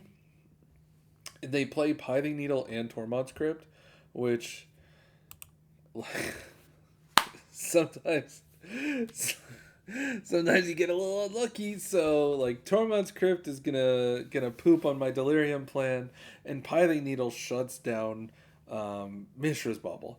What I should have done is once my opponent casts Pithing Needle, I respond to the cast by cracking Mishra's Bauble. Um,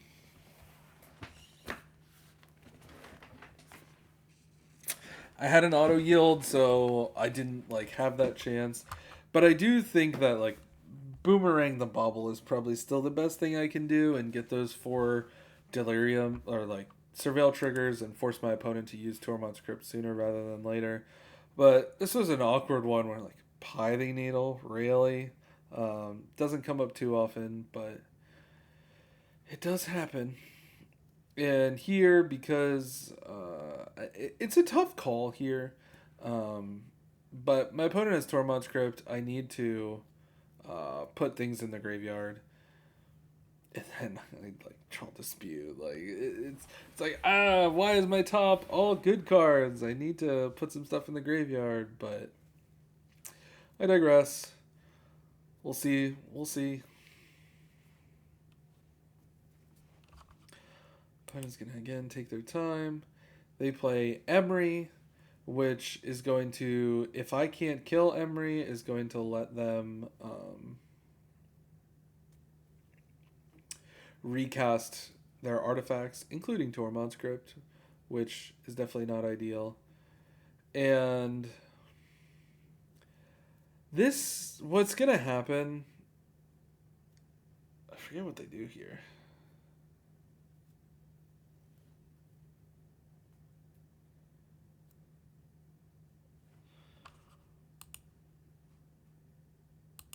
Right. So they Metallic Rebuke.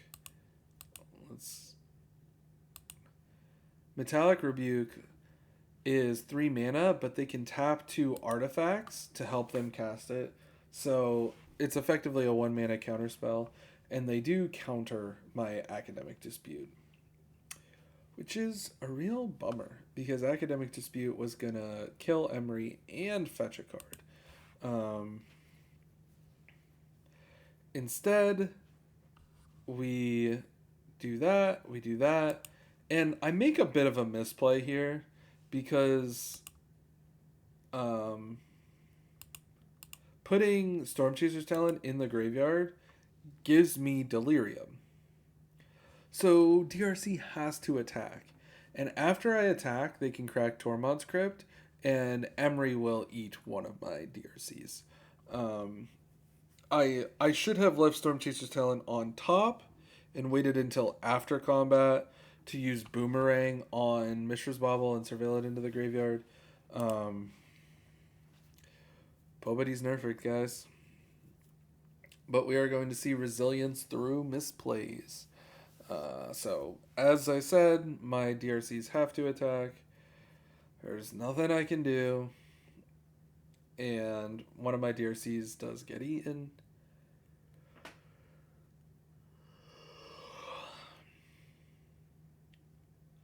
And I decide to just go to the next turn. My opponent can use Emery to recast Tormod's Crypt, which, all things considered, is not the worst thing. Tormod's Crypt is stopping me from killing my opponent, but it's not killing me. So, you win some, you lose some.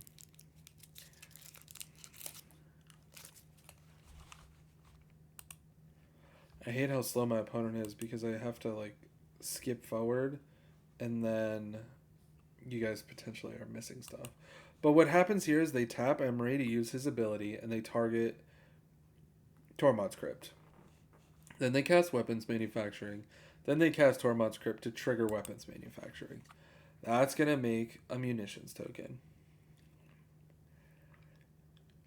And that's where their turn ends. Not too bad.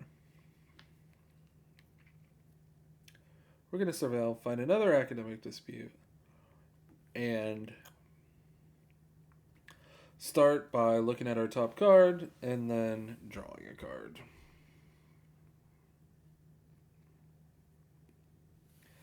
decide to draw that Steel Cutter, I'm going to be able to Cutter Bobble next turn, and I'm not going to be able to kill my opponent this turn. Um, so just setting myself up for next turn to be really good is perfectly good. Um, Leaving Preordain on top is great. That's a great draw. And of course, we're going to get Firebending Lesson and kill Emery. We got to get him off the board. We can't let them keep casting a spell for free every turn. And what's nice is we already have Delirium, so we don't have to put Preordain in the graveyard. We got our Delirium nice and efficiently, and so my opponent can crack Tormod's Crypt to save 2 life if they really want. But we have Cutter Bobble Preordain coming, so there's a good chance we're going to be able to kill our opponent next turn and or get Delirium online anyway. Here, the dreaded Kappa Cannoneer comes down, but it's fine. I don't remember what I was calculating here, but obviously we're just casting our spells and attacking. Our opponent's at 6, we're at 17. Like, we're just trying to kill them.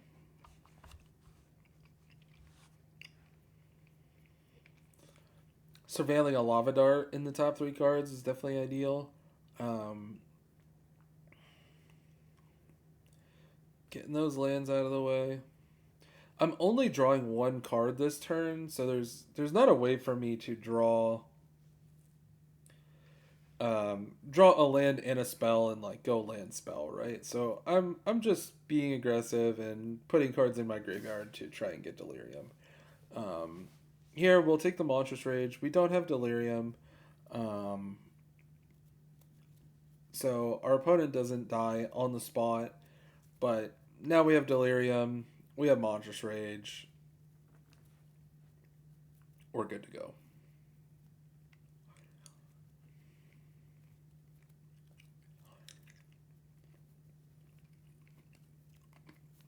Opponent casts second Kappa.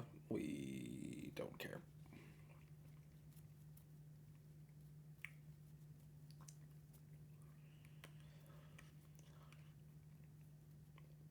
And there goes their last card. It's Mox Opal. So they're just dead to DRC in the air.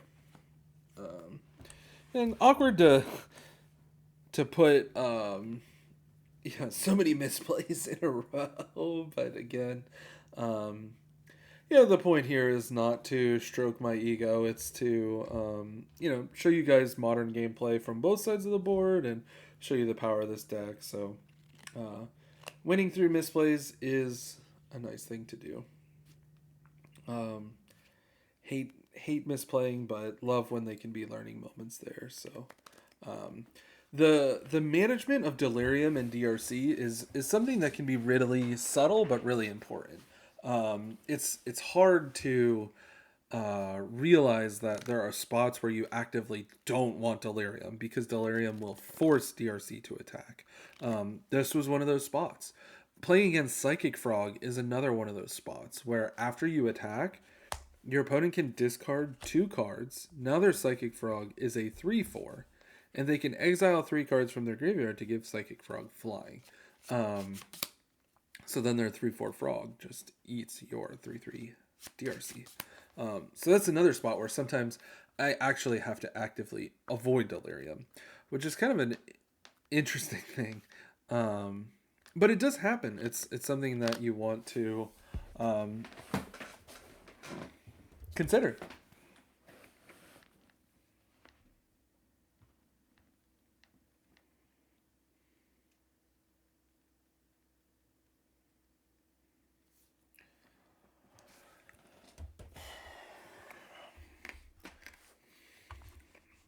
That first hand is just not doing enough. Second hand, pretty similar, but we do have Cutter in the second hand. I don't want to keep 4 lands, especially not my 7. So we dip back in and we find a 6 that does look a little better. Decide to get Thundering Falls out of the way. And here we just play Cutter. My opponent and I are both kept slow hands. And then we're going to see that uh, their hand is just a good old fashioned turn 3 Kappa. So both my opponent and I settling for good but not great hands. But my hand definitely ends up with the much more explosive turn 3, where I'm going second cutter, preordain. I decide to top them both because I'm setting up a really, really explosive turn 4. I decide not to attack because my opponent may or may not keep their Kappa to block next turn, and because I know next turn that I'm going to go Swift Spear, then Preordain, then maybe Academic Dispute, maybe what I draw off Preordain, but I'm very, very, very likely to cast 3 spells next turn. And so dealing 2 damage here, but losing a monk that could next turn deal at least 4 damage is not a worthwhile trade. Um, so I decided to hold back because I know I have a huge turn coming up next turn. So we're going to see what my opponent can muster from their turn for, because I got a big one coming.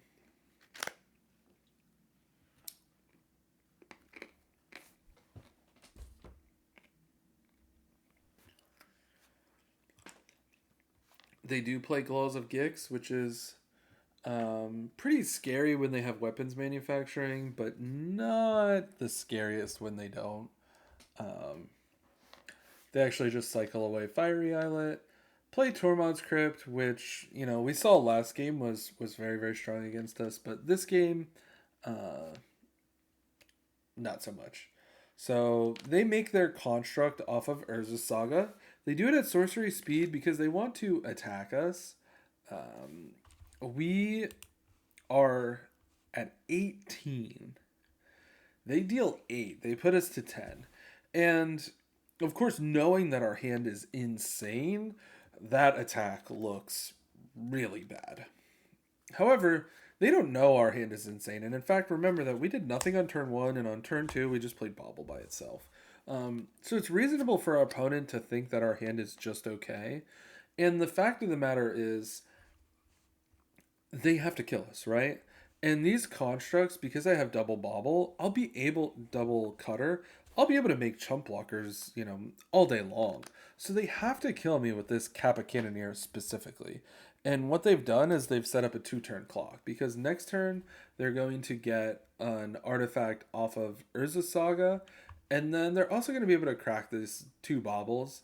And so they're going to draw 3 cards next turn. So the Urza Saga artifact makes them makes Kappa a 9/9, and then actually they can make another construct. So remember, the way Saga works is they draw their card, it goes to chapter 3, and the trigger goes on the stack. With that trigger on the stack, before Urza Saga is sacrificed, they can make another construct. So when they make that construct, it'll trigger Kappa to 10 power, and so just like last game, we are dead if we don't kill our opponent. Kappa is a very scary and real clock. So let's see if we can kill our opponent before we die. I go ahead and start with the fetch, cast Swift Spear, cast Preordain.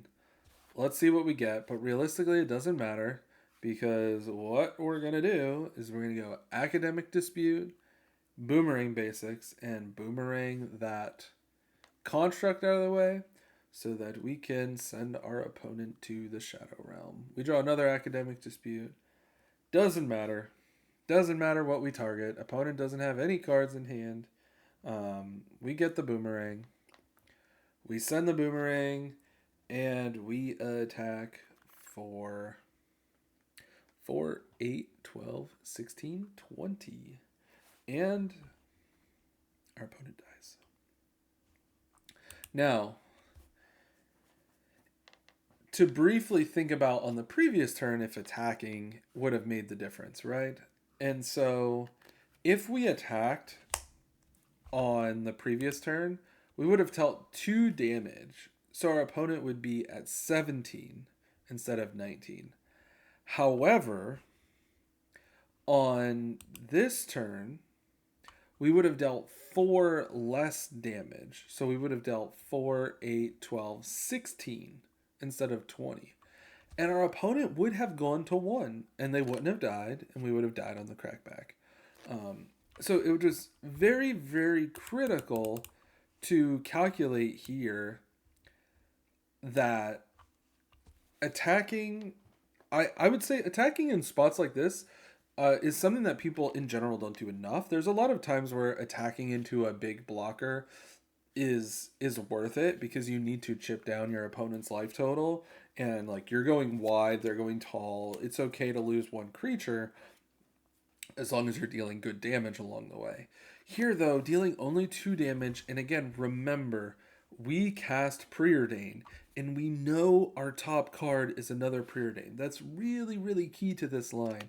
Like, we know that we're going Swiftspear, Preordain, and we have Academic Dispute to then be also like that guaranteed 2 spells, even if Preordain doesn't find us something good. So really, really critical decision and calculation here to not attack and deal 2 damage. It would be really easy to attack and deal 2 damage here because you have 2 cutters, so you're thinking like, who cares about my bodies? Like, I'm just going to be making more and more and more. But in this case, because I know my follow-up turn is going to be so much bigger, it matters. We dealt more damage, and it was the difference between winning and losing.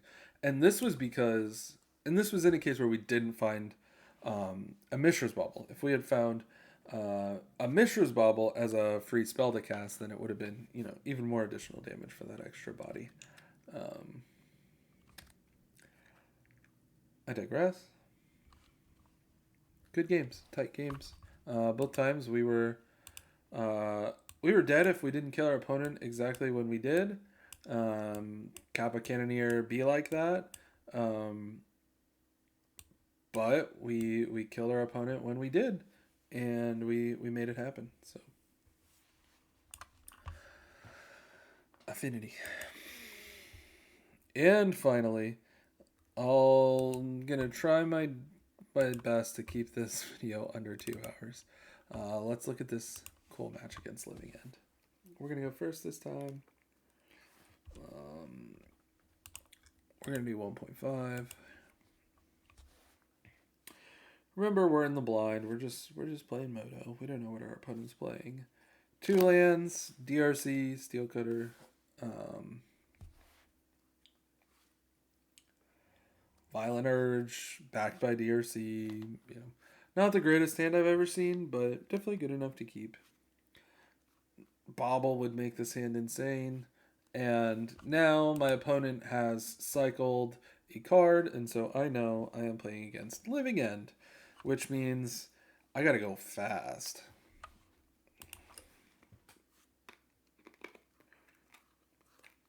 And because of that, there's this pause here while I think, even though I've got my video going at 1.5.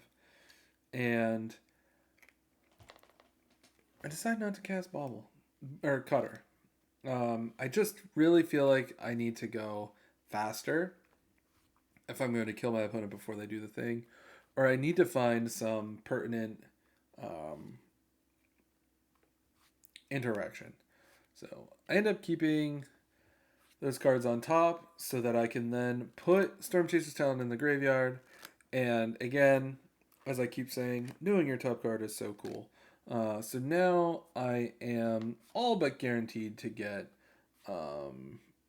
Delirium online. A fetch land will do it. Any land off of Surveil will do it.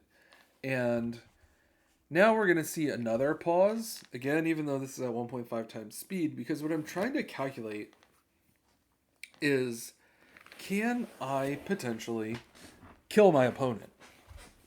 Because obviously Cutter Preordain would be fine, but the thing is, if I Cutter Preordain and next turn my opponent casts Living End, then they have more creatures than my Cutter is going to be able to outscale. and I am going to lose the game. Like, again, twice now we've had to not cast Cutter because we're playing against a really um, powerful, punchy combo deck, and we need to try really, really hard to kill them before they kill us. And my best friend Monstrous Rage is actually our only out here. We are going to surveil a land here. We'll have Delirium. Monstrous Rage makes DRC 6 power. Violent Urge makes it 7 power, so that's 14, and we have a Lava Dart in our graveyard to deal lethal. So I decide to dig for a lethal line instead of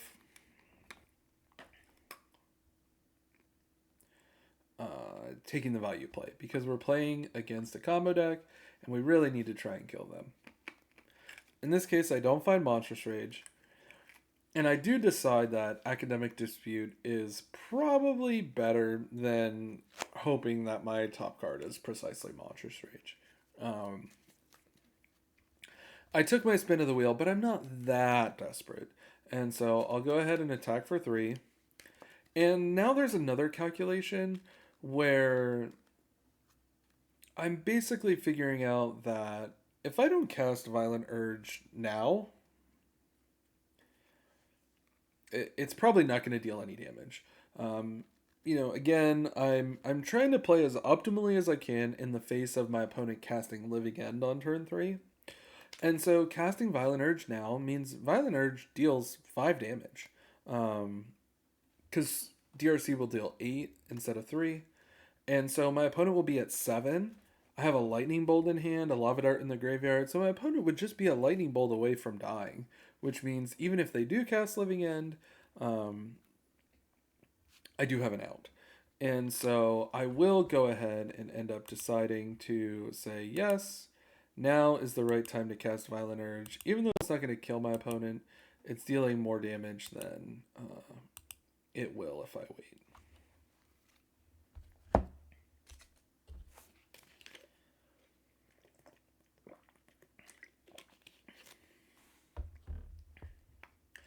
And actually, you can see my opponent's clock is way less than mine. Part of that pause was my opponent's just sitting there with priority for no reason.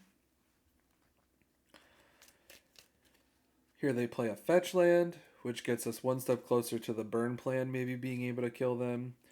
And then they just pass the turn. And something a little bit interesting happens here, because the desire to bolt them on the end step is so strong. But if I do that, my opponent gets priority back. And if they have any kind of removal spell, bounce spell interaction, they would use it once I'm tapped out. But because like DRC Bolt Lava Dart is just lethal, if my opponent passed priority to me, I'm like, yeah, sure, buddy, you got it. Like, go to me, go to me, go to me. Now that I'm untapped, I have Academic Dispute to protect my DRC. And I feel like this game is very, very close to unlosable. So I attack, and my opponent has something. My DRC does not get to deal damage for free. And my opponent has a card that I completely wasn't thinking about. Good old Endurance. And it takes me a moment. At first I'm thinking, oh my gosh, I'm cooked. Not only is Endurance going to shuffle away my Lava Dart, it's going to shuffle away my graveyard. My poor DRC's a 1-1, and I'm cooked. But the power of Academic Dispute. We are going to go get It'll Quench Ya. And Endurance is going to be countered. We'll get rid of that land. We're going to keep digging for a burn spell just in case. Our opponent's at 6, so we do need to like respect that. Maybe they'll play Force of Negation, right?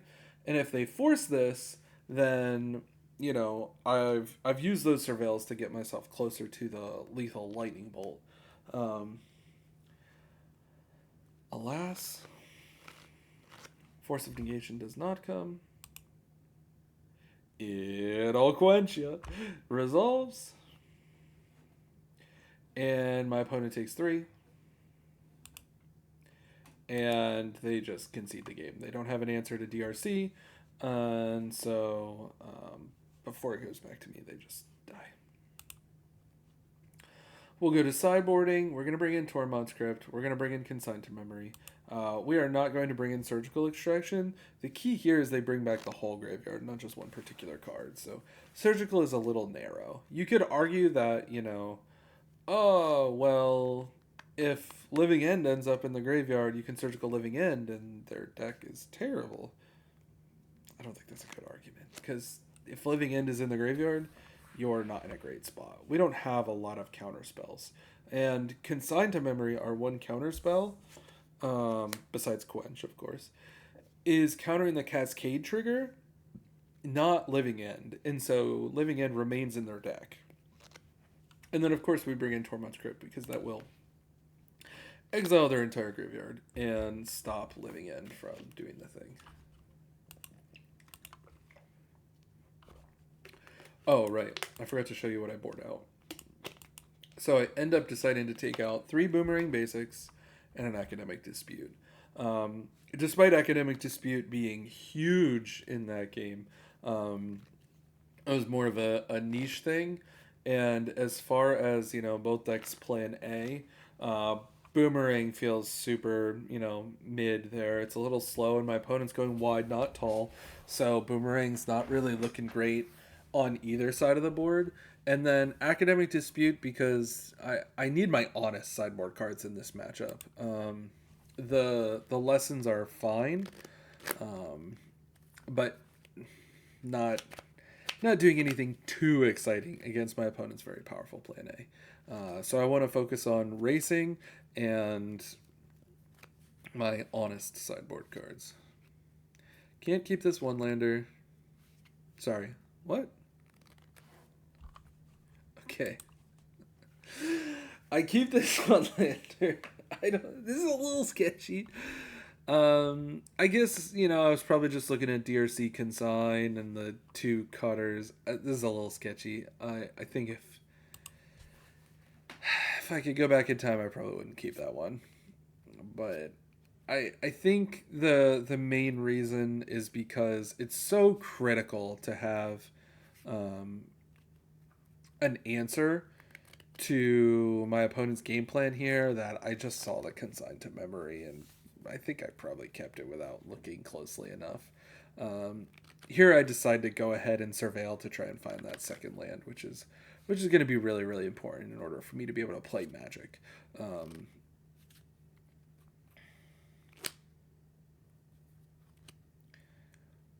I don't remember what's going to happen next. Surveil, second land, we got there. We'll go ahead and put DRC in play because we already need to hold up Consign to Memory. I mean, turn 3 comes fast. I cannot play Steel Cutter here and be in danger of Living End resolving. Even with only one creature in my opponent's graveyard, it is Harbinger of the Seas, which is a pretty good one. And then my opponent can cycle at instant speed, which they did do. So here, something really cool happens that I've actually never seen. I cast Consign to Memory, and my opponent casts Subtlety, which is really cool. Another free spell that we need to be aware of. And Subtlety, they're actually going to target their Shardless Agent, because Subtlety can only do creatures or planeswalkers. And they put Shardless Agent back on top of their deck. And Subtlety goes to the graveyard. So no Subtlety's in the graveyard. Shardless is on top of their deck. And they're just going to get to cast Shardless again next turn with another creature in their graveyard. So it'll be an even bigger Living End. So I'll go ahead and put this Academic Dispute in my graveyard. Hope that I draw Tormod Script or Consign to Memory next turn. And if I don't, I'm just going to lose this game.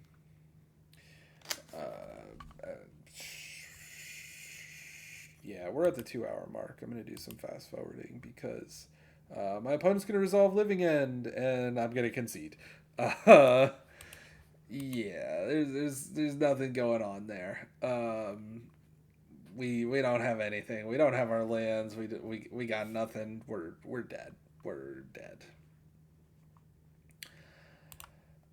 Okay, game 3. A much more respectable one-lander. We're going to start with DRC Bauble. We're going to put a creature in the graveyard, which is really exciting because that puts us very close to Delirium. As soon as we cast our Preordain, we will have Delirium. So the game plan here is land, Swiftspear, Preordain if we draw the land. If not, we'll Preordain first, and we miss out on 1 point of damage, but it's not too bad. But Preordain is going to look at 4 cards if we need it to. Really important here, as we talked about with Preordain, it's really important to resolve this in precise order. I need to put Bloodstained Mire on top first, and then put the mountain on top, so that then I draw the mountain. Because if I draw the Bloodstained Mire, I now have to shuffle my deck in order to get a land in play, which means I'm going to shuffle away my 3rd land, which would be devastating in this spot. Really important to resolve it carefully, both in paper and on Moto. Put the Mire on top, then put the mountain on top. We grab the mountain, we get our sideboard out of the way, we play Swiftspear, we attack for 4. And now, with another land in play, we will... I'm trying to think. We can calculate if we have lethal right now. So this is 4 power in play. Monstrous Rage and Bolt are each worth 4 power because we have 1 Prowess creature. And then Preordain is worth 1 because of the Prowess trigger. So we have 4, 8, 9, plus 4 is 13. So we can put our opponent to 1, which is pretty cool because then their fetch lands are offline. We start by getting some information to decide if we want to put them to 1 or not. So we go ahead, we take the Swiftspear. Okay, let's take it 1 point at a time. So, before taking any game actions, I know that I can put my opponent to 1 and not 0. That would involve casting Preordain, Lightning Bolt, Monstrous Rage. Putting them to 1 does have value because they cannot use a fetch land to then fetch for their 3rd land and cast... Shardless Agent to cast Living End. So putting them to 1 has value. However, before I commit to that, I'm going to cast Preordain first, because casting Preordain is part of the line, so I may as well get some free information before I totally commit. So first things first, I don't want the 4th land. I don't know what happened here. I guess I was thinking about... I don't know what I was thinking about. So then we cast Preordain, and we see land Swiftspear. And the land, of course, we don't want. And the question is, do we want the Swiftspear? And we have this very cool line where if we go Swiftspear, Monstrous Rage, which is what I'm going to do, what you'll see is that because of Prowess and all that, I get so dumb at the end of these videos. I start to really lose my steam here. It's been over 2 hours. But what you're going to see is we put our opponent to exactly 3, which, when you have a Lightning Bolt in your hand, is a really great place to be. So, notably, my opponent had a basic land in play. So if we had put him to 1 and used our Lightning Bolt to do it, right now we would just be like, oh no, we'd be kind of cooked. We would be cooked. Our opponent would be at 1, but now they're resolving Living End. They have all this power in play. Generous Ent makes a food, and we would be in big trouble if my opponent was at 1 and I didn't have this Lightning Bolt. I would lose, and putting my opponent to 1 to deny the fetch would have required me to use the Lightning Bolt. And so If I had taken that line without reconsidering my line after casting Preordain, I would have lost the game. If I had cast any of my spells before casting Preordain, like if I cast Rage or Bolt before casting Preordain, I would have lost this game. But I cast Preordain to see if I could find a better line. And we did, because now all I have to do is resolve this Lightning Bolt. I'm not going to show you what happens yet, because there's actually a lot that goes into resolving this Lightning Bolt. First of all, my opponent plays 4 copies of Force of Negation. So, it's kind of dangerous to cast Lightning Bolt on my turn. As we talked about during the 101 video, Force of Negation can incentivize you to cast spells in your opponent's upkeep. And if I look at my opponent's mana, they do not have double blue. And so I could cast Lightning Bolt in their upkeep, and they would not be able to cast Force of Negation. There's a couple problems with that. One, they have a food token. So if I do that, they'll just use 2 mana to crack the food token, and they don't die. They just stay at 3. So that's not good. The other problem is that even without the food token... No, let's go in a different order.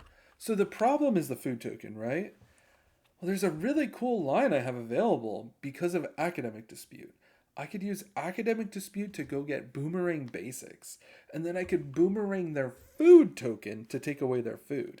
So then when we go to their upkeep, they don't have the food, they don't have Force of Negation, boom, Lightning Bolt, they die.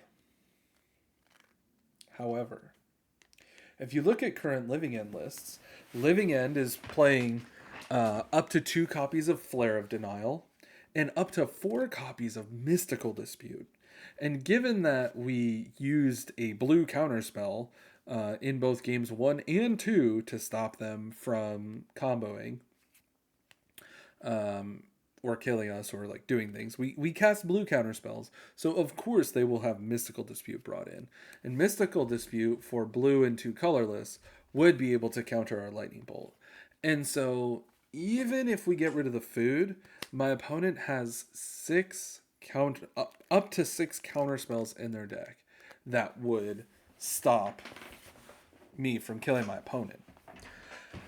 And so now we go back to, okay, if I take the line where I try to kill my opponent in their upkeep, then I can eliminate the food, I can eliminate Force of Negation, but there's still up to 6 cards that beat me.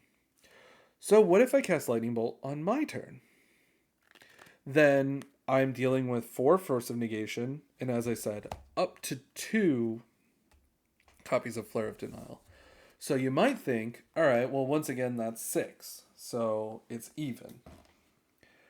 But Academic Dispute is such a cool card because we have Redirect Lightning in our sideboard. And the way that Redirect Lightning works with counterspells is that while Redirect Lightning cannot force a counterspell to target itself, Redirect Lightning can force the counterspell to target Redirect Lightning. So if my opponent casts Force of Negation, while I can't use Redirect Lightning to make Force of Negation target Force of Negation, I can use Redirect Lightning to make Force of Negation target Redirect Lightning. And so what that means is if I just cast Lightning Bolt right now, and my opponent casts Force of Negation or Flare of Denial, then I respond with Academic Dispute, and I go get Redirect Lightning, and I counter their counterspell. So, in fact, my opponent does not have 6 outs if I cast my Lightning Bolt on my turn right now. Their only out is if they have 2 free counterspells, which is a lot to ask because they would also, depending on which counterspells they are, they would either need 2 Flare of Denial, and by the way, if they have 2 Flare of Denial, now I just kill them by attacking because they've sacrificed 2 creatures, and my Swift Spears, which ended up in the graveyard during the game, DRC helped me surveil them into the graveyard. Surveilling creatures into the graveyard can be very relevant in this matchup. So if my opponent has double Flare of Denial, they actually just die to me attacking them. So my opponent has to have exactly double Force of Negation and 2 blue non-lands to exile to those Force of Negations, or Flare plus Force of Negation, and a third blue non-land to exile. So it's actually a super, super narrow out that they have. It's definitely our highest percentage to win is to cast Lightning Bolt right now, because we take away so many different ways that they can win the game. So I'm going to cast Lightning Bolt.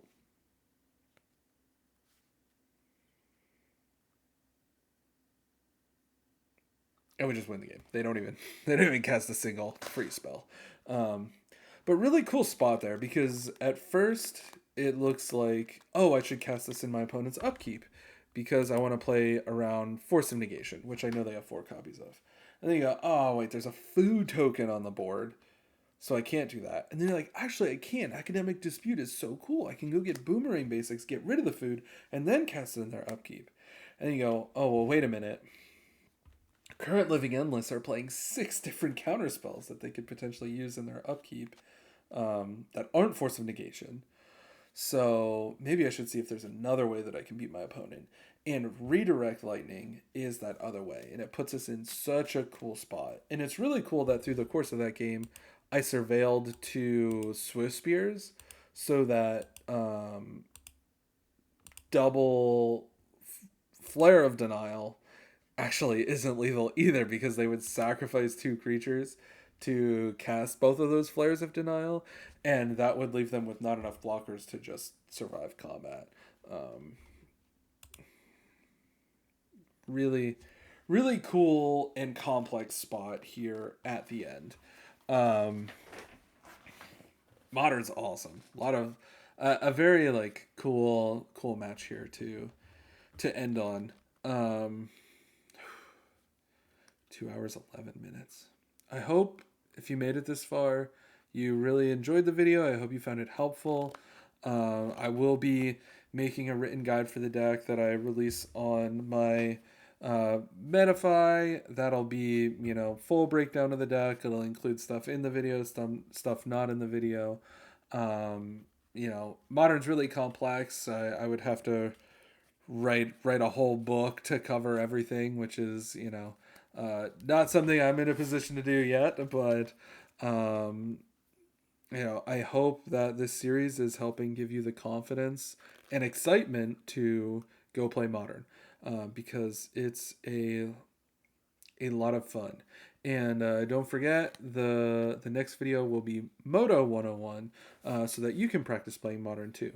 Magic Online is not just a great way to play Modern, but just a great way to play Magic. It will make you a better player for a lot of reasons. And I'll cover all of that in the next video. So yeah, thanks for being here. Like, subscribe, comment, all that stuff. And I hope you learned something. Have a good day.